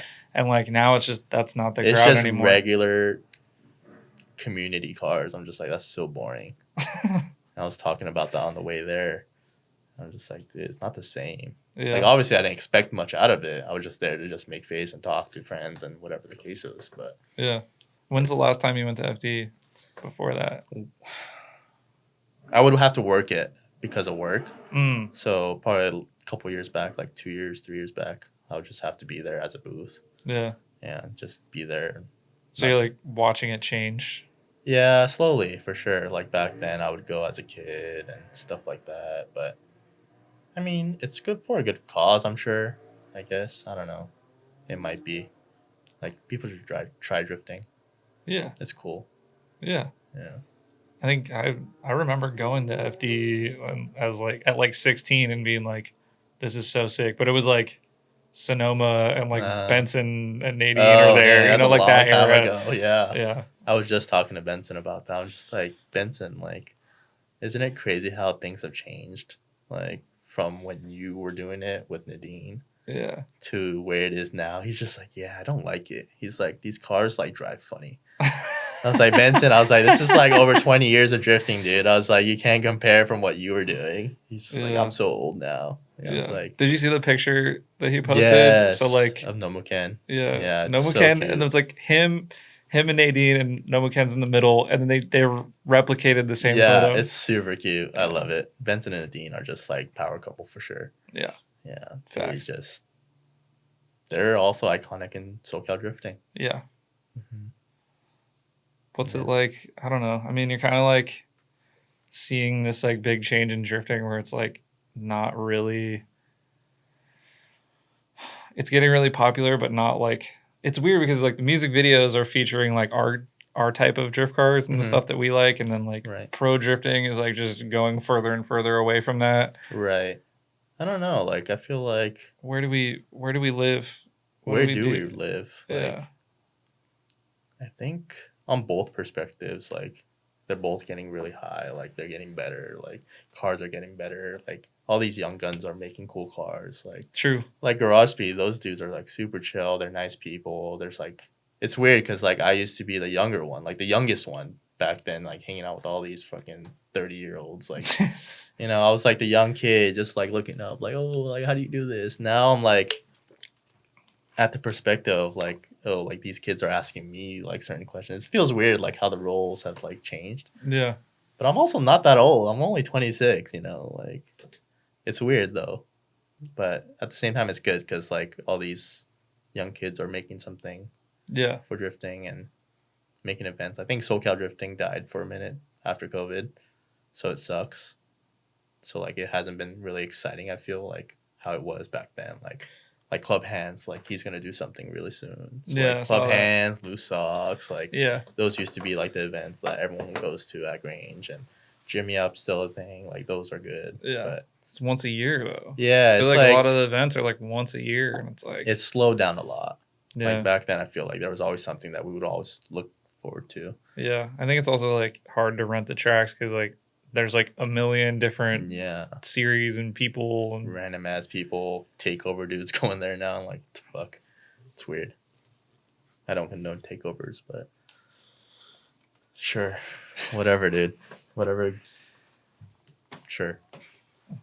Speechless. Yeah, I want to see like, what do you think it would take for like Southern California's like kind of like traditional grassroots drifting? I think a thing like Super D has to come back. I know they were planning something, but that never really happened, huh? Yeah, it keeps getting pushed. Yeah. I think another Super D has to happen to revamp SoCal drifting again. Just to have all the big heads come back. Like Front Street came all the way from New York for that event. That's freaking insane. That's before their cars were like fast and stuff. Like they were all low, and Tom had a slam car. Josh had a 182, I think, back then. Like Jeff Stoneback came. Like it was like a whole thing. Yeah, I think another Super D or something on that level has to come back up in order to revamp SoCal drifting in the form that we like it, at least. That's my input, I would say. Damn. Yeah, you hear that, Julian? Yeah, Julian, hurry up. Finish your car. Finish your K-swap. K-swaps. K-swaps are the thing, I guess. Yeah. I want to do, I don't know, like it's really tough because it's like I want to stick with what I know, but I also want to like try building something new. Right. Like I feel like I have my car like really dialed. I like spent a lot of time like making it dialed. Right. And it's like, well, it's just like, I mean, it's never ending, dude. Yeah. Like seeing all these small little companies like bring up new ideas and bring up their things, like it's neat. Like English Tune with their small little trinkets. Yeah. Like I like seeing those things where people just kind of recreate something that's better than what it was back in the day. Just reinventing the wheel almost. Yeah. So, I mean, K-swap seems like it's the good thing to do. Like, I don't know. Maybe if I pop my SR, I'll probably do a K-swap. realistically speaking. You Working at think the so? Honda shop, right? Who knows? Yeah, it makes sense. It makes sense. It makes a lot of sense. It Yeah. seems like it's just the move. Like, They sound cool too. they do sound cool. They don't sound like a ricer shitbox. I don't know if I'm allowed to say that anymore. No, we're not In allowed to say that. 2024. I mean, you can. Oh, You're okay. allowed to. No, Yeah. thanks. Yeah. I said that one time. I was like, oh, fuck, where was I? I think I was in like programming school in San Francisco. And I was like, oh, I'm kind of a ricer. Like when I was talking about like car styling and stuff. And I realized that like normal people like don't know what that means. Yeah. And so like they were like, you can't say that. Like that's Ricer. That's really racist. And I was like, oh, you don't know what I'm trying to. That's not what I meant. They're about to cancel you and shit. I was like, okay, don't say that to like not car people because they don't know what it means. Yeah, man. I mean, car culture is just growing by the day. Yeah. Random people, like, I don't know. I deal with it at work. I hate new car people. That's just me. I know people are gonna watch this and shit, but fuck, dude. Like, when you deal with it on a day-to-day basis, like, it's so stressful. It's just like, someone asked me, they're like, oh, what does 14 by 1.5 mean on the lug nuts? I'm just like, it's the thread pitch of your lugs. Like, I don't know how to explain it to you any further than that. It's just like, so specific. Like, he's like, oh, how do you know it's for my car? I'm just like, I just know because I work here. Like, what do you want me to say? Like, I'm just going to sell you something that doesn't work for your car and then just get burned after? Like, no. Like, I don't know. Yeah. It's just random questions. Be like, go get a caliper and you can measure the distance between your studs. He's like, oh, what is a PCD? He's like, what does the 5 by 120 mean? I'm just like, the distance between your lug nuts? Yeah. He's like, what do you mean? I'm just like, I don't know how to explain it to you any further than that, like, dude. Bro, ask ChatGPT. I can't. Right, like Google tells you the answers. Like, yeah. Just Google it. Don't ask me. Use AI, bro. Yeah, dude. Don't use J. Yeah, don't use me, man. I'm tired. I have too much random knowledge. You're about to retire, dude. Dude, I'm ready to retire, man. So much useless knowledge. Like, so much useless knowledge. I'm just like, oh, ZR10s for STI, that doesn't clear because X, Y, and Z. Or like D9Rs don't clear. You have to have a plus 23 offset for it to clear. But that won't fit on your car. Oh, Challenger. Yeah, the lug pattern's 5 by 115. Like, why do I know all these random ass like info? You know, like that's just like 4 years of working where I work, I guess. But yeah, I'm tired, boss. What do you see like trend wise in the automotive community or automotive like aftermarket? Tees. Everybody's buying tees. Just so overplayed. Like, damn, hot take. I mean, also like Volk themselves, they change the tee every year. Yeah. Just like reinventing the same wheel. Like, yeah. I don't know. Just stick with the OG tees, I guess. Yeah, why do they do that? I don't know, dude. Because when you blow one up, they don't have the old ones anymore. You gotta buy a set of 4. Yeah, you have to. You're like, fuck. Yeah. So like customers will be like, "Oh, I'm looking for tees." I'm just like, "Okay, which one out of all 40?" Like, you got to be more specific. You want the SL? You want the SL time attack? Dude, I was looking at tees and I'm like, not for me because I'm not a baller like that. Right, same. And I blow wheels up all the time. Yeah. I'm not blowing up no tees, dude. Nah, dude, no way. There's like way too many, but trend wise, like tees on everything. Tees on everything. Like at work, like most of the workers there have tees on their regular dailies. Yeah, except for like mileage or. No, I think just to say you have tees, I guess. Sick. But trend wise, tees, like I don't know. They just put like T37 in their like dating profile. Yeah, like dude, bio. Probably gonna be a thing very soon. Who knows?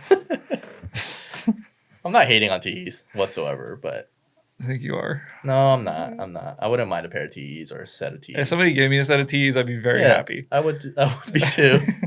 Am I buying them for $4,000 nowadays? No.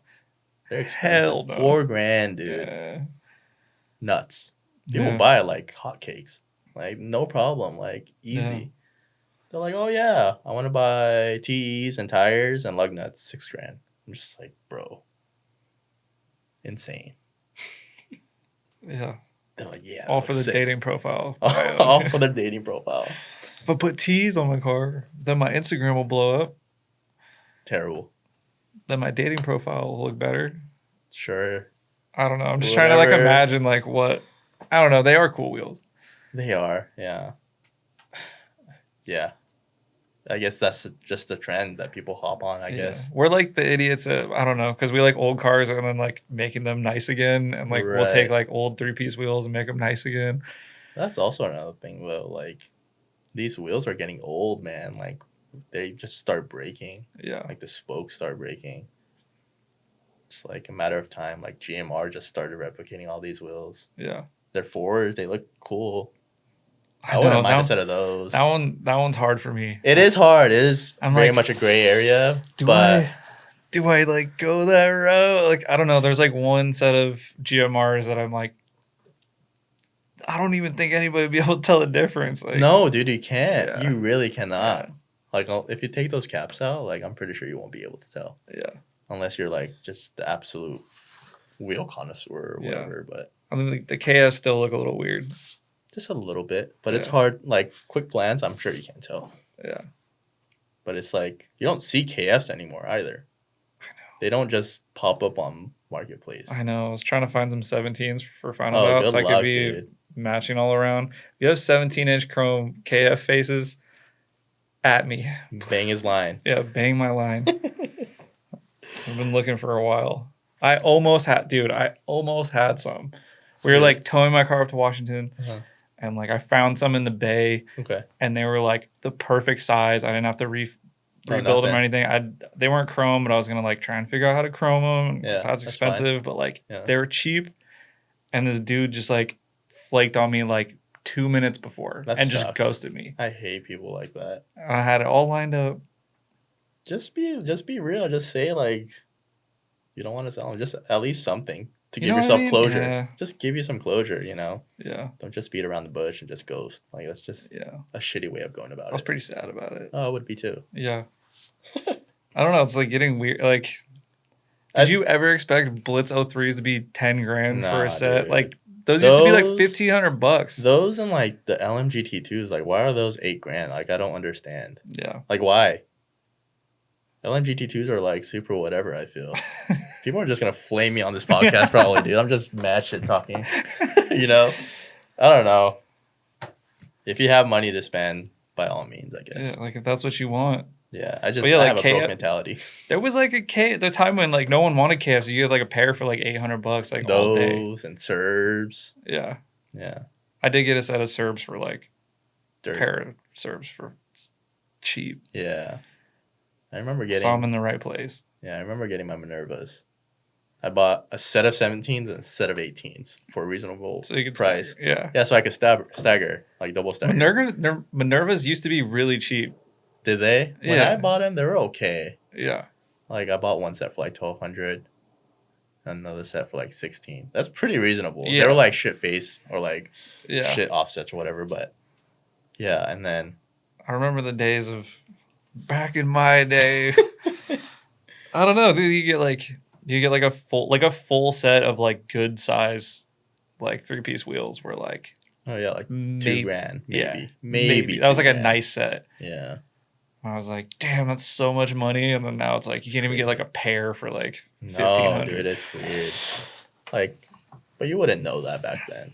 Yeah. Like, only time tells like what's gonna happen with all these random holy grail parts, right? Like, Yeah, but like, where are they all going?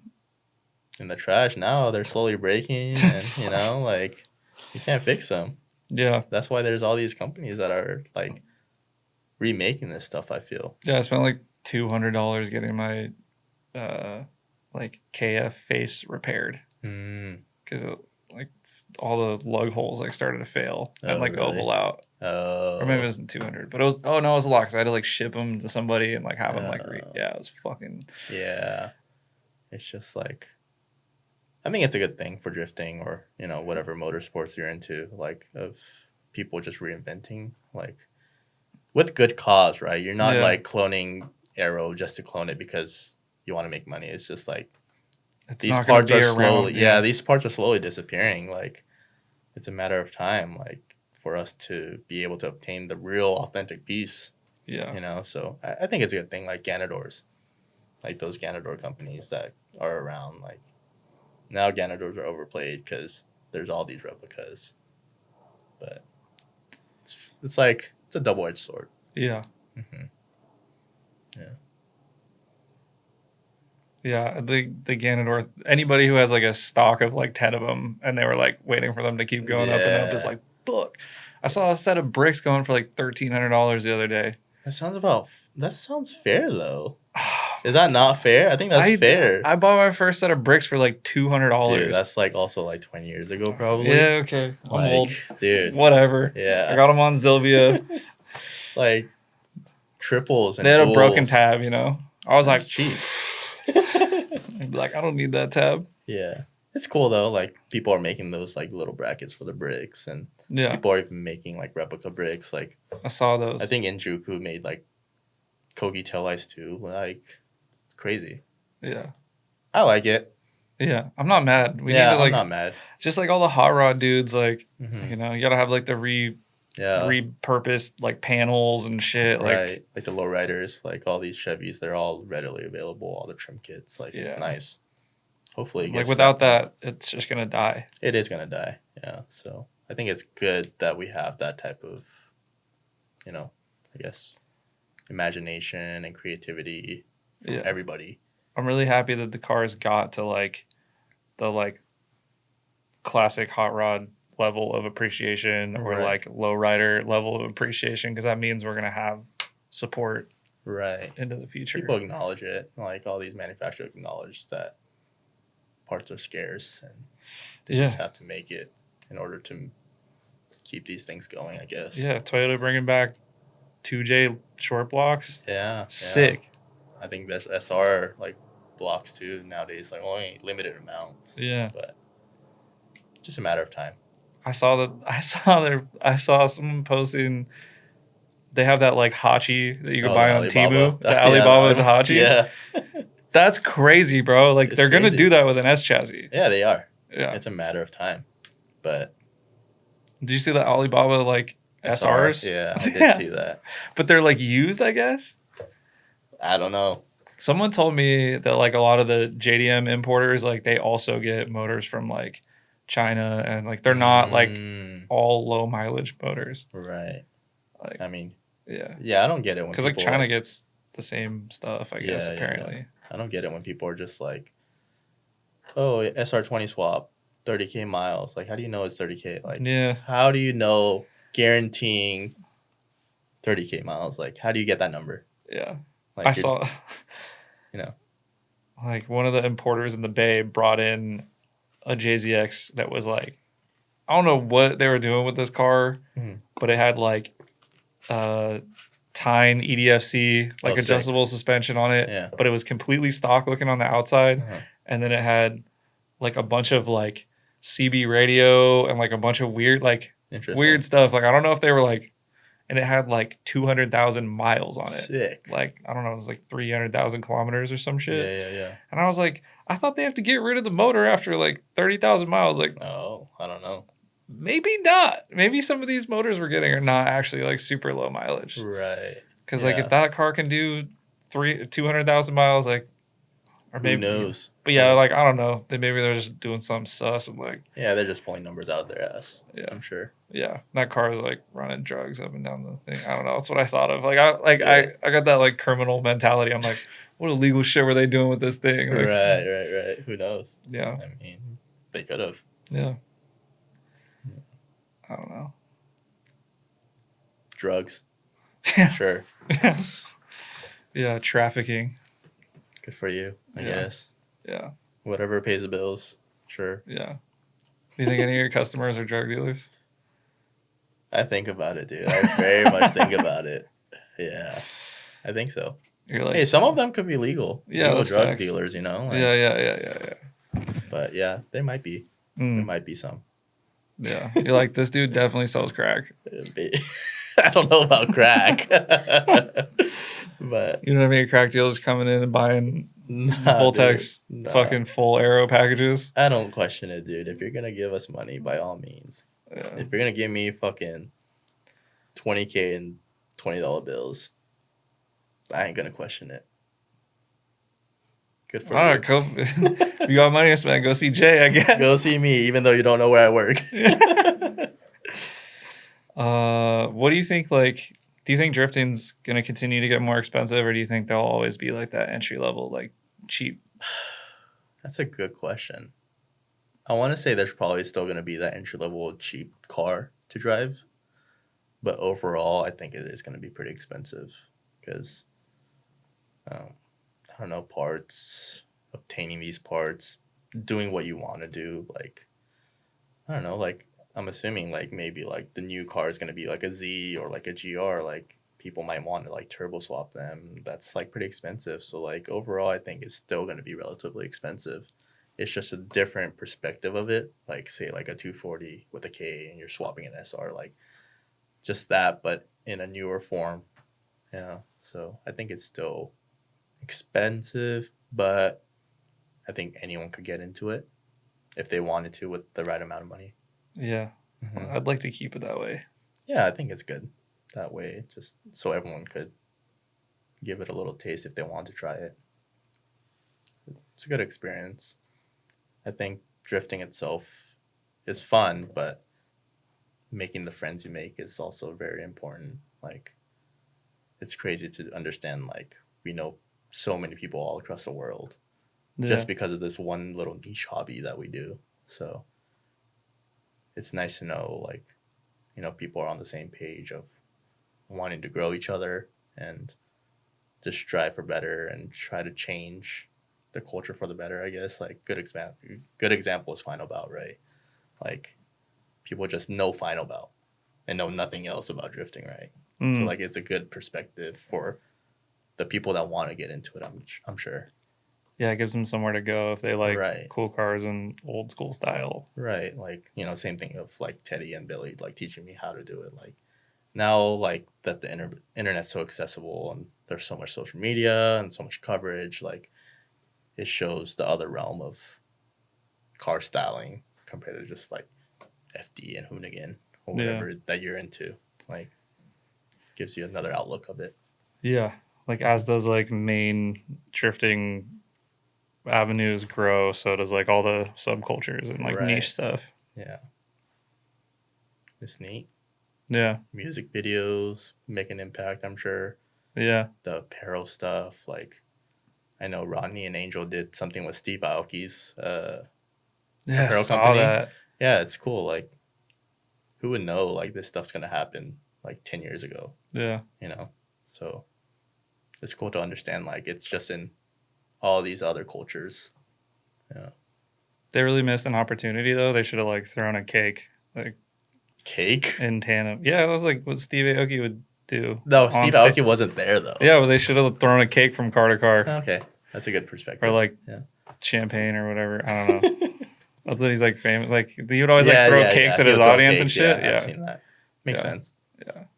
If I was there, I would have recommended it. Yeah, that would have been a good idea. Yeah. Hire me next time as your creative director. There you go. What's your stance on aliens? Aliens? Are we alone? I don't think so, man. I'm sure they're out there. I wouldn't be surprised. Like aliens, ghosts, spirits. Sick. I'm sure they're a thing. Yeah. How about you? I don't know. I only like.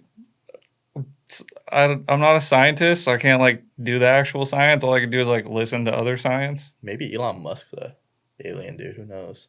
He's pretty alien like. Yeah, right? His build is pretty like. He's crazy, dude. Making Tesla robots. Like his like stuff. body just doesn't look. That's messed like. up. Have you seen it? Yeah. His proportion looks a little otherworldly, my dude. Like.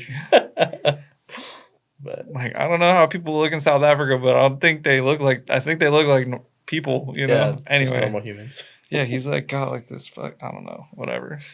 Sure. Hey, he's rich. Yeah, he's rich. Maybe he got some like weird plastic surgery or something. Maybe.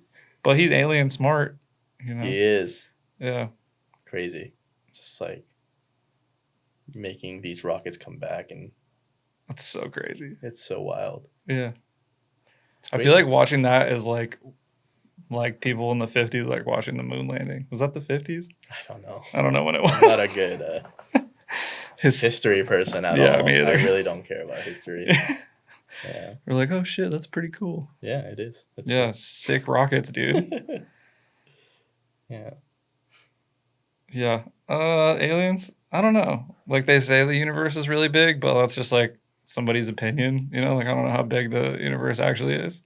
I don't know if it's an opinion, but I'm sure there's solid proof behind it. Yeah, But like I don't know. we dude. don't know for ourselves. Is the Earth Yeah. flat? I don't know, bro. Like It might be. I don't know. I'm not the one to judge that perspective. Yeah, I have no idea. If you're into flat earthing, by all means. Yeah. Good for Fucking live your truth, you know? Live whatever you want to live, your Delulu world that you want to live in.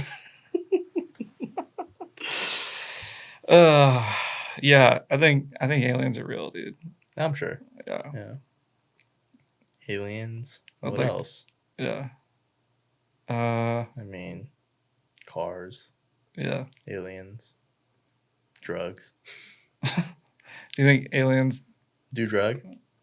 Oh, that's a good question. Galaxy gas. That's a thing now, dude. Have you heard of that? What's that? Dude, I guess it's just nitrous. Like, you could just buy nitrous at a gas station. It's fucking stupid. And that's called galaxy gas. Like, and people just straight hop that shit. Oh, they renamed nitrous. Yeah, to I guess so. Galaxy I don't gas? know how that works. Yeah. Yeah. Have you seen? I saw this clip from a sideshow, and there's like a bunch of shit's happening, and this dude's running away with like a bunch of balloons, Oh my god. and the balloons are obviously full of like full of nos. yeah.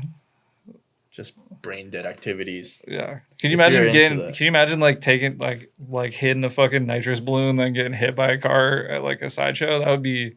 No, I can't imagine that because I don't want that to be me. I don't want to be this brain dead idiot. Like, if you're into that, dude, like, you suck.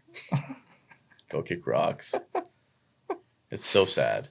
That just doesn't help for our community, too, you know? Yeah. It doesn't. But Do you think that that's like where a lot of the energy is going? Yeah, for these sure. days? Yeah, like, where, like, Mike was getting pulled over at Up Garage, they were just kind of correlating it to, like, us takeover dudes, you know, like. Yeah, and they But can't it's tell not. the difference. Yeah, they don't know. They don't want to know the difference. They don't care to Yeah. know the difference. They just see cars in a Yeah, gathering just of them. and they're modified like, cars being hooligans, like, take over. So that's just a shitty perspective, I would say. Yeah. Yeah. Yeah, I hope we get like on the upside, I hope we get like more tracks out of it. I hope like they realize I like hope so. we need that as a community and like somewhere to go and do car shit and Right. like skateboarding gave us lots of skate parks, but it took a while. Yeah. So I'm hoping it that- is an Olympic sport now. Like, Yeah. you know, like it's not just a hobby, it's a sport. Drifting, I feel like, is a sport now. You know? Yeah. It's very much a very specific thing. Like, you can't just get up and just do it. Yeah. So I feel like, I don't know, people that think that it's not a sport, kick rocks. Try to do it yourself. Yeah. I saw like Matt Fields on like the Logitech team now. And like it's like he's on the team with like Lando Norris and like all these like Wow, good for him. you know what I mean? It's like Yeah. they're putting a drifter in the same tier as level as F1. F1. That's wild. In like some way. Like it's the same Right. sponsorship. Like he was a little lower on the poster. Don't tell him I said that. But like that's still fucking crazy, It's crazy bro. though, yeah, for sure. Like, Having two F1 drivers and like a dude that we drive with mhm. on the same flyer. It's pretty insane. For like Logitech. Like think about that. Yeah. Like when I met Matt, he was like just starting FD and like partying and like Yeah. you know what I mean?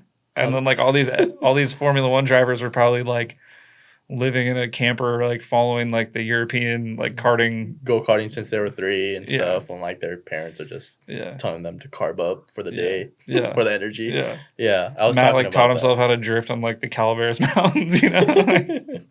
I was talking about that with my buddy at FD. I was just like, because he's been around like since the 626 days, which is like over 20 years ago. I used to order stuff from Tao at 66. Oh, really? Yep. Crazy. And Kyle. Who's Kyle? He's an old school dude. He had like the really sick red S13 coupe. Oh, maybe I know who you're talking about. Yeah. But I was talking to him about, we were at IFD and we saw like Jeff Jones. I was just like, dude, you used to drive with that guy. Isn't that crazy? He's like, yeah. He's like, I remember when Osbo came from, where is it? Oh, I forgot about yeah. Norway? Where do you come from? Yeah. He's like, I remember when he was just starting and he didn't have a pit crew, and one of his buddies was Osbo's pit crew back in the day. Just one dude. Just one guy. And I guess Osbo crashed and he's like, oh shit, like what am I supposed to do to fix this?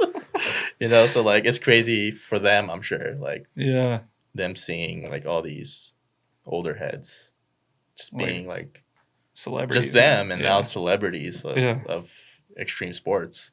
Yeah, Carl and Kyle were on a team together. What the fuck was their team called? I don't know. Anyway. But yeah, that's crazy. Yeah, Carl, like Carl Wasabi Carl? Yeah. I don't know. What the fuck was their team called? VRT? VRT TV? That's just the TV side. This is way before my time too, dude. Like, I just seen videos back in the day and clips. Violent Running Tribe. Yes, that's what it is. Yeah. Yeah, Taco was still around during that time too. Like Taco's been around for a long time, surprisingly. Yeah. And all these dudes, they were like my age, doing this shit, drifting, being stupid. Yeah. Nico had like a KA car, like a 4.6, linking horse thief. Yeah, he's a savage. He's a thug. I think he's definitely like in the top 3 best drivers in SoCal. Oh, for sure. If not, hands down. I would say if not one. Yeah, if not one, for sure. Nico's wild. Yeah. Yeah. So I want to drive with him more, but he's got a kid now, so that's how it goes, man. That's how it goes. Like I just see all these people into the next phases of life, and you can't work on your car until 3 a.m, 5 nights in a row to make an event anymore. Yeah. Like Jimmy Up event, Hammer Time dudes, none of them made it. It was like their first time in like however long that they haven't gone or they've been going. Yeah. Just like life happens, dude. Like everyone gets busy, like families happen and finances happen, houses, people buy houses. Like it's not buying a house in SoCal. Like it's super hard buying a house. Like it's impossible. Yeah. Yeah. So I know all about that. I would like to at some point. I think we all would like to. Just one day we'll grow up, Jay. I know. We're gonna be all right. Yeah, I think so. I just started school. Yeah. I didn't think I'd see myself in school, but understanding like how the economy is and people don't just hire you anymore. Like it's so hard to hire you. Yeah. Like get hired, I guess. Like you need to have like 500 connections on LinkedIn. I'm just like, why? Why is that a thing? You're like, I don't know, 500 people? Yeah, I don't. Like, well, not I keep my circle tight, and they're like, you're not hired. Like, this is a sales job. Right. What are you talking about? Like, I don't know. Like, it's a weird market now. Like, you need to have a college degree. You need to have experience. Yeah. You need to have, like, LinkedIn, like, all crazy.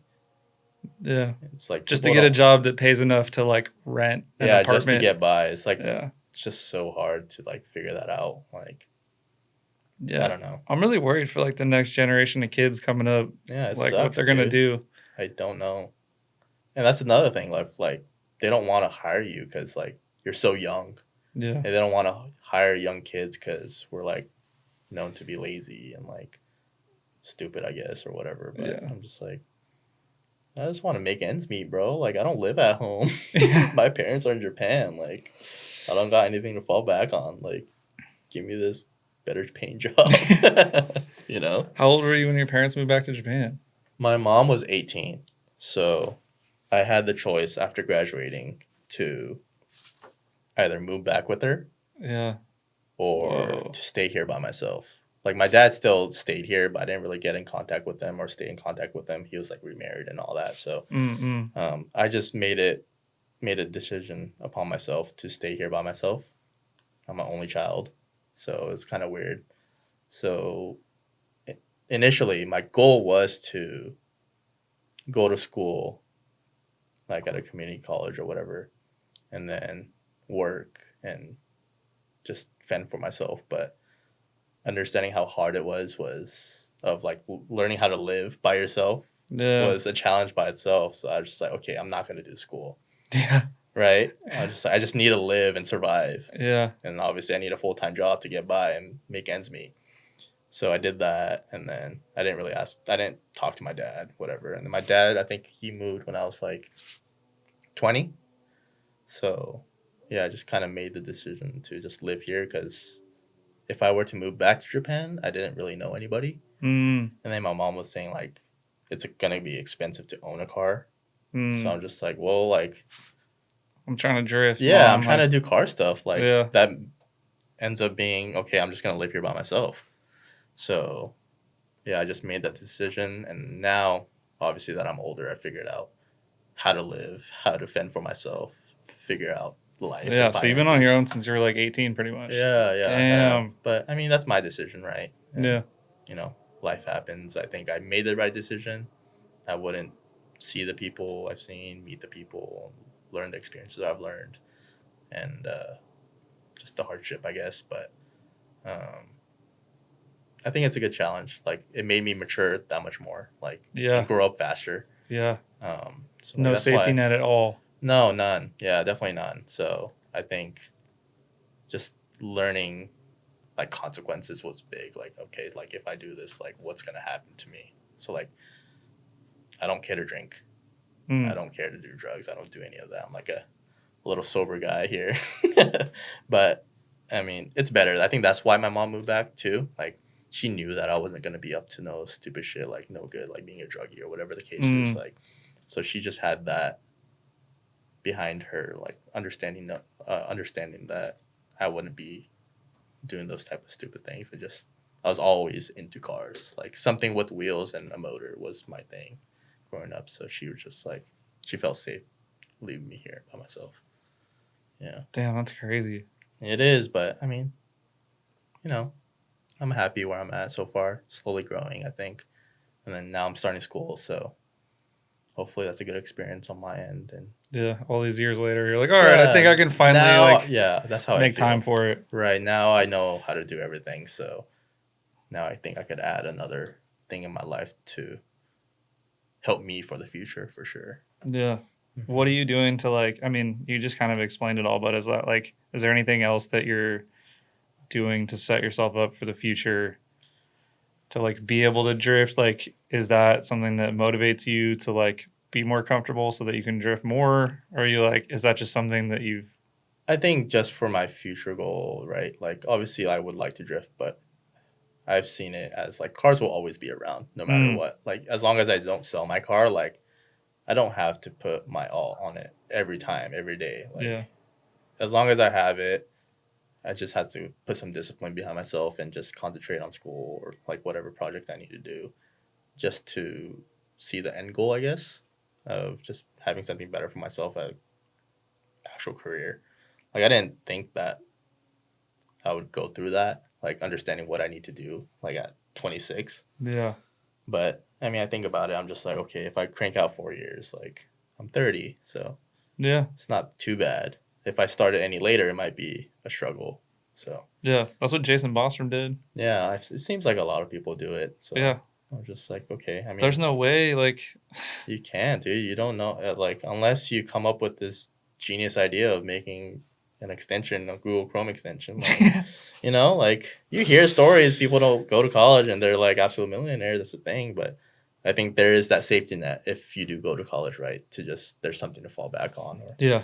Someone will hire you. Yeah, someone will hire you just because you have an expensive piece of paper that says you made a bachelor's degrees for art, whatever. Yeah. Probably not art. That's not a good choice. No, that's not my plan. Yeah. Yeah. If you're trying to decide what to do. I mean, art's good and if its you're own like perspectives. gonna be like, I don't know. I feel like unless you got rich parents, you shouldn't get an art degree. Yeah, I mean, sure. Unless you're like really good, but then don't go to art school. Right. You know, this is not good advice. Don't listen to me. I didn't. I mean, I think ultimately doing what you like is the biggest thing. Like, for me, like, yeah, I complain about work, but this is what I enjoy. This is what I like. This is what I know. Yeah. So I would like to stay in like a motorsports idea of things, like job wise, maybe, who knows, right? So something that revolves around what I like would be cool. Like some people say like you get jaded, which you do get jaded. I feel like I get jaded.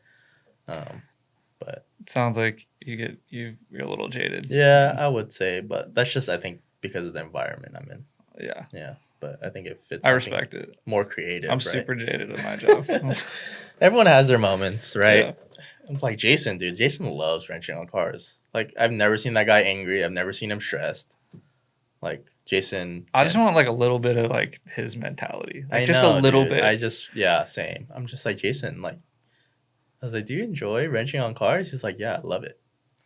I'm just Yeah. like, good for you, Jason. I was like, I wish to be you one He day. needs like a self-help book on like how to be Dude, happy. he does. I would fucking read that shit. Self-help Or for audio. drifters. Yeah. How to drift for a really long time and like Be happy. and not be miserable. Dude, like he Yeah. takes care of his wife. He's like such a good soul and like he's Yeah. so happy and like I feel like I don't know, like I just don't get how to get into that type of mindset, I guess. Like Yeah. I get it, like some people have their passions and Yeah. you know, good for them. Jason's doing a good job at it. Yeah. Maybe he has like a really, really like loving parents or something. I don't know. Maybe. I don't know. I don't know what the secret is to I don't know. happiness, but I'll figure it out someday. I don't know. We'll figure it out. I'm just gonna go start hanging out at fucking Yeah, just hang out with Rival. Jason every day and then you just become this most positive person in Yeah. the world. Yeah. Be like, Jason, I'm just here to siphon your happiness. Jason's good people. Yeah. Yeah. But yeah, that's kind of my life of decision making. Figure out the next steps. Figuring out the next steps slowly but surely. Like I said, I don't see the place I'm at as a forever place. So, you know, like I just had to find something else that's better for me, but better suited for me, I would say. Yeah. You know, like I could do what I'm doing right now. Like I do a good job at it. I feel like Yeah. I get the system. I could do everything. Like I could do it from wrenching to I could do the customer support to the sales to Yeah. keeping the customer happy. Like I could do it, but I don't know. Customer service is tiring for sure. Yeah. You know, being in a retail like environment, it's very draining mentally and physically. Yeah. Yeah, so It's good practice though. It is. But like I feel like I'm more of the creative type. Yeah. Just you want to design and engineer stuff. design or just being able to stimulate the mind and understand like and explore like outside the box, right? Like like sales is very repetitive. Like okay, you're just doing this, you're selling parts. Yeah. Asking the Entering customer. information. Yeah. Yeah. I'm in a very similar situation. Right. So you do get jaded. Yeah. I feel like because it's so repetitive. Yeah. Whereas if you're more creative, you know, you get to stimulate the mind and explore and think deeper. Like so like my side projects I think help me like kind of mute out work and just really be creative and Yeah, have fun. That's one thing I was gonna mention. Like, do you think having a very like repetitive, dry work life forces you to like crave like a creative side and like really appreciate it? I think for me it does, yeah. Yeah. I think like knowing the end goal of like people being supportive and people like wanting to know like oh, are you gonna do this? Like are you gonna make it? And like just like understanding like it is a very niche thing to be creative and make these certain products. Like I'd say yeah, it drives me more to want to do more and be hungry for that. Yeah. For sure. I relate. Yeah. Big time. Yeah, it's hard. It's hard having a day job and trying to implement whatever your passion project is and just implement life. Like it's so hard to like in the 24 hours that we have to kind of implement all that. Yeah. It's super hard. Like it's tiring some days for sure. And then like just started school, so I got to figure out school. I got to figure out homework. I'm like, shit, dude. Like I really don't have enough time to do anything. Yeah. Yeah. So. Yeah, you're gonna be not driving for a bit. I hope that's not the case. I mean, my car is like completely destroyed, so yeah, I want to revamp it. But the big thing is money, dude. Money does a lot of things. Yeah. So just if I really want to throw money at it or if I don't. I think like if Final Bout Japan, like that'll be cool to ship my car or whatever the case is. Who knows? They said they were gonna do that last year, but They did. They had one. no, but they didn't ship the cars. They were supposed to ship cars, like Ilya and Simba and all them, but that didn't happen. So I don't know if they're gonna do one this year, but even then, I probably won't finish my car on time. Yeah. But yeah, I don't know. I don't know if I'm gonna just throw money at it, and then make it look pretty, or just kind of chill out for a minute. Like I haven't really decided on what I want to do on that perspective of things. Yeah, I think it'll be there. Yeah, some people like I don't know. I've been driving a lot with Rodney nowadays too. So yeah, he's really good. Yeah, I don't know. I don't drive with Chuck, Gary, and Teddy. We don't even like communicate when we're driving. Like I didn't know Chuck was driving Jimmy up, or so it's just kind of like there's no drive in it, I guess, at the moment. Yeah, but I think you kind of need that like circle to push. Yeah, for sure. Like only push that I got so far is like kind of Rodney. Yeah, I'm like, Rodney, you driving? He's like, yeah. I was like, okay, cool. Yeah, but I like driving with Rodney. He's good. Rodney's funny. Yeah. Good. Bruno Mars. I need to get him on the podcast. Yeah, you should get him on the podcast. He's OG. Yeah, he's been around for a long time. And now he's like competing in Indonesia. Like we need to fucking do that. He's done a lot of things. He's an entrepreneur, you know. Yeah. He does rap jobs. Yeah. Yeah, it seems like he also lives a happy life, you know. Yeah. He's happy. He's cool. He has a cool car. Yeah. I like to hang out with Rodney. He gives good advice too. Yeah. I think being around certain people help you understand, like in a business aspect and like in a life aspect. Just like how did you figure out you wanted to rap, or like how did Jason? Because I've always had a sick flow. You know? No. But yeah, man. Because I got bars. Nice. Yeah. I don't know. It's dumb. Yeah. Having good people around you. I think that was one big thing I've had is like good people to look up to for like different things. Like I was like car life, like people to teach me stuff, and then like regular life people to teach me stuff. Right. It's important to know who you surround yourself with, and it kind of, I guess, bleeds into your life too, of understanding what you should do and what actions you need to take. Yeah. Yeah. Especially people who like want to see you succeed. Right. That's you know, at the end of the day, that's all people want. They want you to succeed. Everyone needs to eat, you know. Yeah. Let all the boys eat. Yeah. Yeah. So I think just finding the balance of your hobby, your life. Don't just invest into just one thing. Yeah. Yeah.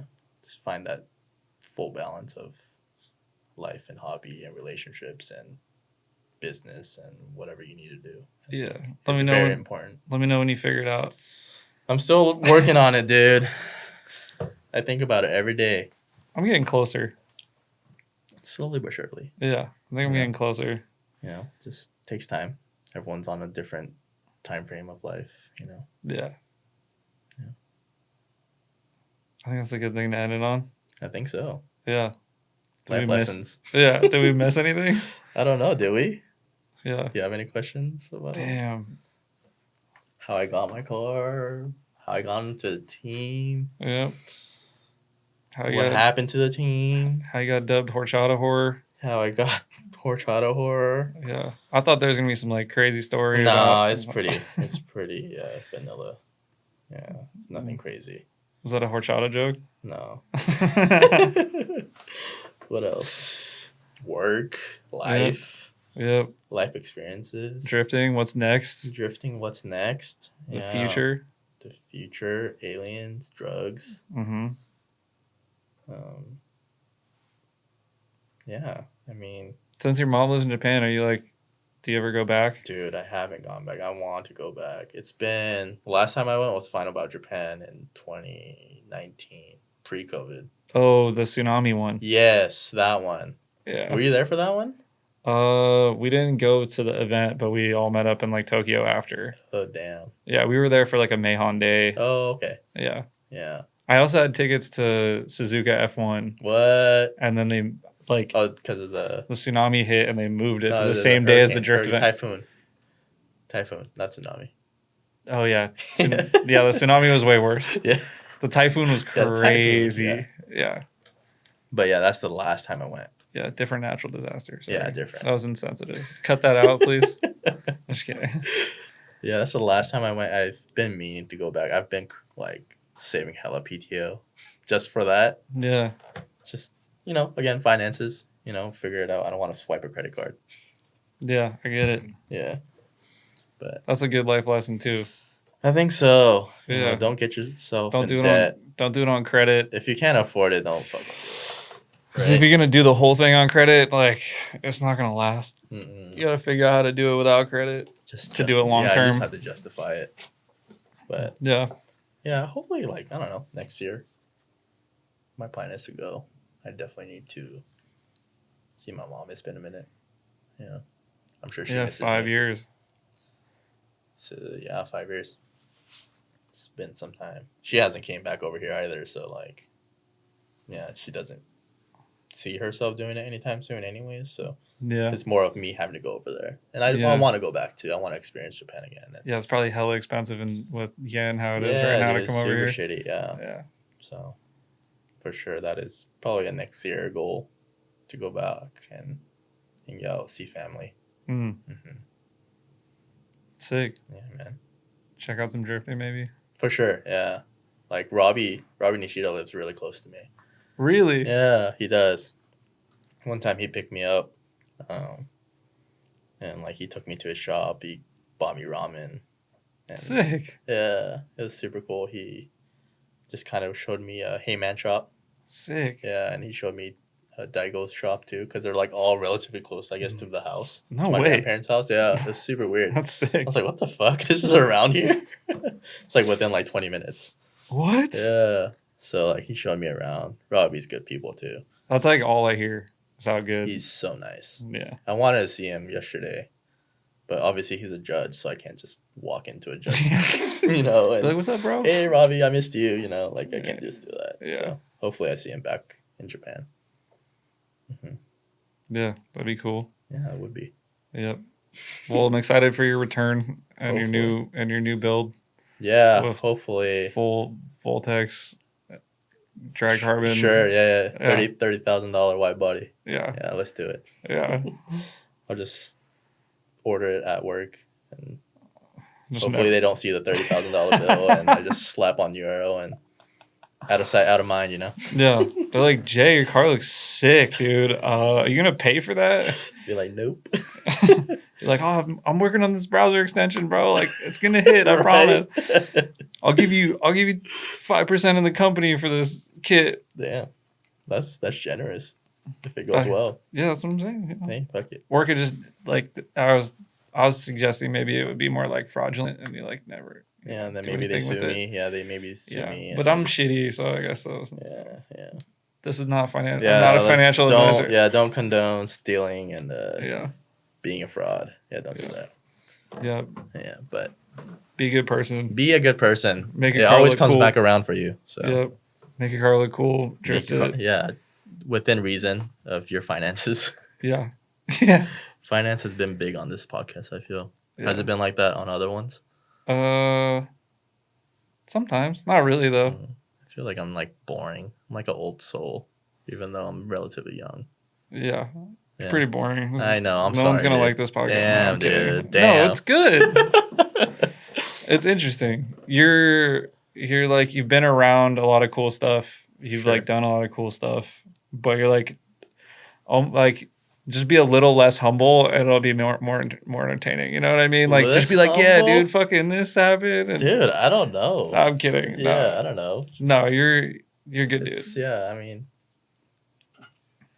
mean. You're very entertaining. Thanks. Really? Yeah. I feel so monotone and boring. A little bit. I don't know. Can we get a vote? I'm pretty hyper in person if you get to know me, I feel. Yeah. But I don't know. This is my first podcast. Yeah. Yeah. Be a little bit timid and shy, right? Yeah, you're allowed to be. Yeah. Okay, good. Yeah, you're there's this camera in my face.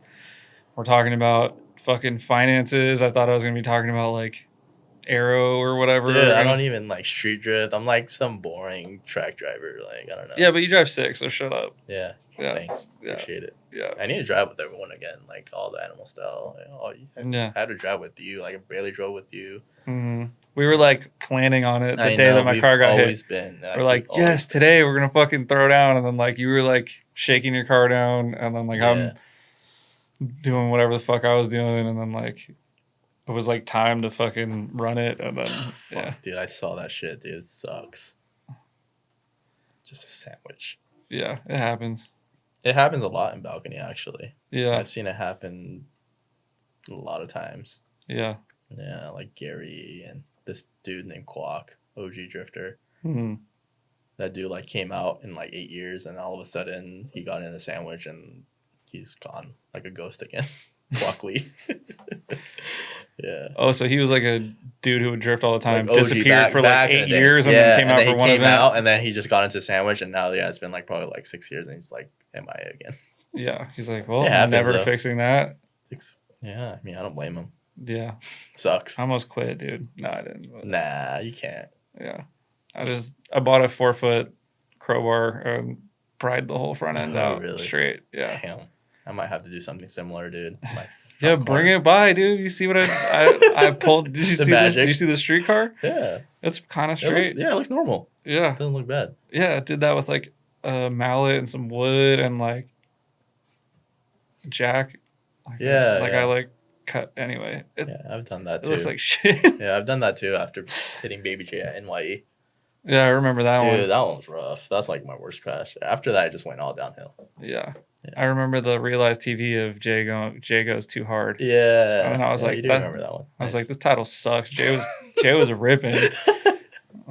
That was when I just didn't care. I was just like, dude, like, You guys were throwing down that it was day. fun because Yeah. Zio was there. Like, everyone was there. Yeah. Yeah. It was just me from Realize, I think. That day. Yeah, you were shredding. Yeah, I enjoyed that. That was like, That was the day that was that the one where Kazuya was like driving with Julian and like Mhm. Kazuya didn't have headlights, so No, he yeah, didn't want yeah. to lead. yeah, He's exactly. like, Julian's like, can you lead? And he's like, I can't see. Like, Yeah. I'm using your headlights. yeah. That was so gangster. Yeah, that was a cool one. Yeah. Pretty gnarly. Yeah. Yeah. Yeah, I moved down here and I was like, I'm gonna drive with Jay, I'm gonna drive with Kazuya, I'm Yeah. gonna drive with Nico, and then like Nico had a kid, your car got fucked up, and then like Kazuya Kazuya is just like sold his MIA car, yeah. running He's up building garage. his S15 and Yeah. doing Formula D stuff. Yeah. Kazuya has good people too. He's very smart Yeah. and he loves what he does. I was just talking to him yesterday. I guess yesterday that was his last season. He's So done. He's done. Yeah, it kind of broke my heart. Yeah. He seemed bummed. Love the guy, but he's gonna still stay out here, do Yeah. his thing, Yeah. be happy, figure things out. Yeah. But- He's really cool. Yeah, he told me, I was like, man, just kind of hurt my feelings a little bit. Yeah. Just make me feel a little sad about him. 6 Like years the of dream drifting. is over. Like I don't he know if did the dream's D1. over. Yeah, I don't know if the dream's over, but yeah, he's for now at least he's not going to be an FD.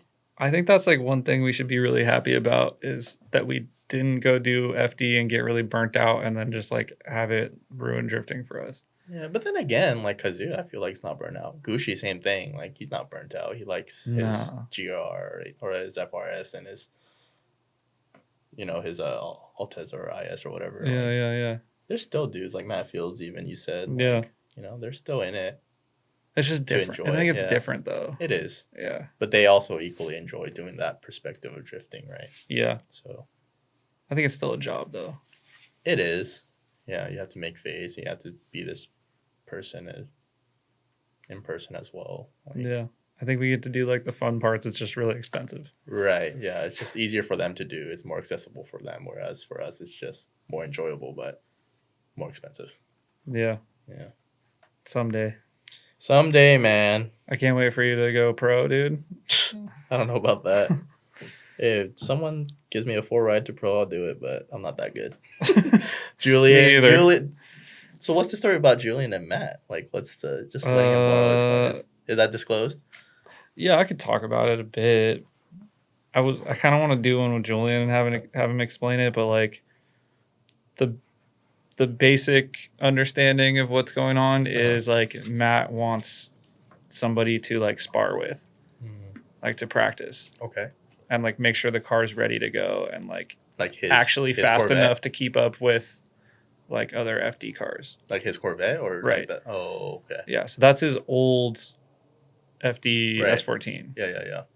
And then Julian just like, he's like, yeah, you can like make it look cool or whatever if you want. And so Julian's like, all right. So he's like slowly piecing it together. And it was supposed to be like painted with a livery by Laguna, but he didn't finish it in typical Julian world. It's just like he like showed up like day of 7 a.m. like straight from his house. Oh, Like, nice. yeah.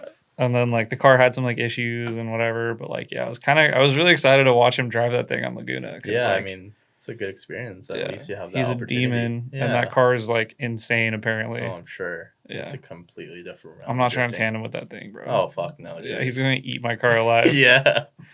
Well, that's cool. Good for Julian. Yeah. So that's like kind of the deal is like Matt's helping Julian. Matt's like really, he's actually really like taking care of Julian in a way. Right. And like, I don't know where it's going to go, but I don't think that like, I don't know. I would love to see Julian go the pro route and like see what he can do, but I just don't know if that's like something he's interested in. Yeah, that's what I was like. I gonna think ask. all of us want to watch him like Right. go to FD and like see what he can do because he For like sure. they did like a shootout Uh-huh. and he did it in his Z and got like fourth. That's sick. Like I you would know what love I mean? to see that. I think Yeah. a lot of people would for sure want to see that. Yeah, because he's just like a demon in competition. Right. Like, he's got like this other gear that just like unlocks when it comes time to like battle people, and like watching him chase people down in like whatever the fuck car he's in, Yeah. like is really really really impressive. And I think we all want to see that, but it's Right. like it's the money to get there. Right. It's like him going out and like trying to get sponsorships and money and like all this stuff It's to hard. support. Cause like Matt, he's not gonna get like a free ride. Like there's no way. Like I don't think Matt can support that. Yeah, it's hard for sure. Like it's already hard enough. Hard enough for him. Yeah, let alone Yeah. just to make it by on all these events. Yeah. Yeah. Tires, training, Yeah, fuel. it's like a whole deal, dude. Like even Hero after his session, like he had to go back into the radio booth and do some homework. They're like, "Oh yeah, sorry, we can't talk to Hero because he's doing homework." Like, yo, like this is real stuff. Like, Yeah. So I get it. It's not easy. It's very much a job. Yeah. Yeah. I mean, yeah, like that's crazy to me. They got him out like to an FD. Dude, he's a killer. Yeah. Made it fourth this year, first year out. Yeah. 15 years old. Like, that's the next generation. But then again, like, it was inevitable for him. His Yeah. mom drifts, his dad drifts. They're both pros, Yeah. Why wouldn't he be? Yeah. Right? Yeah. Madman. Yeah. I'm excited to see what he does. Mm-hmm. Doing homework. I don't know why I'm talking at about the FD. track? No, like homework as in like researching st- like his driving and like with the competition, like with the drivers. Like Yeah. So they're like taking it really serious. It's like yeah. it's gonna be like I think drifting will eventually become very like F1 like. For sure. Like young kids, team owners, like best of the best, like sim, all that shit. With sim like stuff, like things getting simulations, like car setup simulate. Like I think like all that's coming. crazy. Yeah. And I'm just gonna keep building my own shitty car in my Yeah, garage dude, we and do it for driving it fun. into my friends, We dude. do it for fun. We don't do it for anything else. Yeah, Just the sake of hanging out with friends and just enjoying life. yeah. Yeah. I think that's the way. My bad for talking about FD too much. I don't know. It's just because It's okay. You were there yesterday. Yeah, I was just there yesterday. It's interesting though. Like it's not like something that we. Experience that often, I guess. Yeah. Yeah. I kind of wanted to go just to like because I haven't been to FD since The Super D Irwindale. the Super D Irwindale. I was just watching that video, just showing them. Yeah. Are you like banned? Are they banned? Is anyone banned? I don't know. I don't think so. I don't know. Like I haven't tried to go. Yeah, I'm sure. But yeah, that was like last time I've been to an FD event was the fucking Super D one. Andy Luck like versus who was he yelling at? I don't know. That was wild. I wasn't there to experience it, so I don't know. Yeah. I heard he's like a really nice dude. Who is it? And like there's like some dude was like yelling at one of the I don't know, it's like a whole thing. Like an FD employee. Yeah. Oh. It was like a whole situation. I mean, we had yeah. to like We had a mob out of there. Yeah, because you guys are doing burnouts and shit, like, obviously. Right? Being absolute hooligans. I filmed the video, like, really? going into Julian's car. Yeah. Absolute, like, flipped off the camera. Yeah. Silver teeth activities, dude. Yeah. But it's okay. I mean, you guys didn't really condone FD, and nor do you like it, and it's totally fine. I don't, per se, care about FD either. I don't follow it, but... Yeah. I mean, I think it could be cool. It can be. I think I think a lot of people are just like, it's unobtainable, and like the way that it's called is like not the type of drifting that we like. The crowd that it grew up caters to. Watching, and like the preference on like driving style and stuff is like what makes people not like it. But I feel like if someone just handed us like a season, like an FD street legal or something like that, that would be neat. I don't think they could do it right. They wouldn't. It won't. That's what Pro Spec's supposed to be. Yeah, but that's very much not that. It's just the same thing. Yeah, it's the same thing, just different tire. Yeah. Who knows? Maybe someone might do it. Who knows? Yeah. Street legal series. We will do that out here, though, right? Yeah. Just not in a good form, I guess. Yeah. Who knows? I don't know. Whatever. You should probably think about it. Yeah. Street legal, Goodest cash street legal events. I don't want to run events. I want to do one really bad, but like every time I'm at one, I'm just like, I don't think I could do this. It's a lot of work, man. Yeah. Yeah, it's a lot of work. Shout out to anybody who runs events. That shit is so much fucking work. Mm-hmm. And so thankless. Well, I mean, like, I'm sure people are like happy and thankful, but like, for sure, not enough. No, not enough to how much work it comes with. Yeah. Yeah, dude. Anyways, on that fucking note, life lessons and drifting. Yep. Bye. Follow, subscribe, like Goodest Cast, and make sure to look out for Realiz TV every Friday. No, dude, don't even. It's dead. I'm sorry, but it's dead. You can go look up old Realiz TV. You could go comment on Teddy's Instagram and be like, "Yo, bring Realiz TV back." Maybe it might happen. They were talking about it in Chuck's podcast. Who knows? Yeah. What are you gonna like? Realiz TV's dead. You could just do like plane videos and shit. I know, but it's not the same. Yeah. So. Is he gonna paint his plane teal, or would he be I hope worried so. about? At least he should do that. Isn't that like the teal curse though? Isn't that like? Dude, I don't know. That didn't exist for me. Yeah. That never happened to me. Respectfully. Every time I saw Teddy, he was replacing axles. He still does till this day. Yeah. He's never figured out that issue. It's a problem for him. That's why he's tired of drifting. Yeah, because his axle budget's crazy. Probably, and just repetitive issues. Yeah. I don't blame him. Yeah. It gets tiring having to fix a car. Yeah. I've never had to deal with having to fix a car, so I don't know, but... Yeah, at least his plane works, you know? It has to. If I had a car break that much, I'd be really scared to fly a plane. Yeah. You know? Yeah. You're right. But, you know, maybe he just has better luck with planes than cars. Hopefully that's his thing. Yeah. Do planes have axles? Propellers? Yeah, they have like axles. I don't know. I guess. I don't think they do. That's why he likes planes. Well, I mean, technically they do because they have the wheels on it, right? Like on. Yeah. To drive. Yeah, but that's not gonna make it like not fly. Yeah, no, it won't. Yeah. Yeah, that's. I get it. That's Teddy's thing. He's like, what doesn't have axles? I'm gonna do that. Good for Teddy. We're just roasting him. Sorry. I mean, that's nothing new for him. I feel like he gets roasted every time. Yeah. But it's okay. It's out of love. Yeah. Yeah. You know, I love Teddy. If it weren't up to Teddy, I wouldn't be here, I'm sure. If I didn't see his S13, I wouldn't be here. Yeah. Yeah. You wouldn't have the car you have today. My dad said he'll give me his 350. He sold it. He didn't give it to me, so. Damn. Yeah. He's like, yeah, you get to have this when you're old enough. Nah, that didn't happen. Definitely broken promises from dad. Broken promises from dad, dude. I'm just like, okay, whatever. But yeah, it's fine. It was a Z.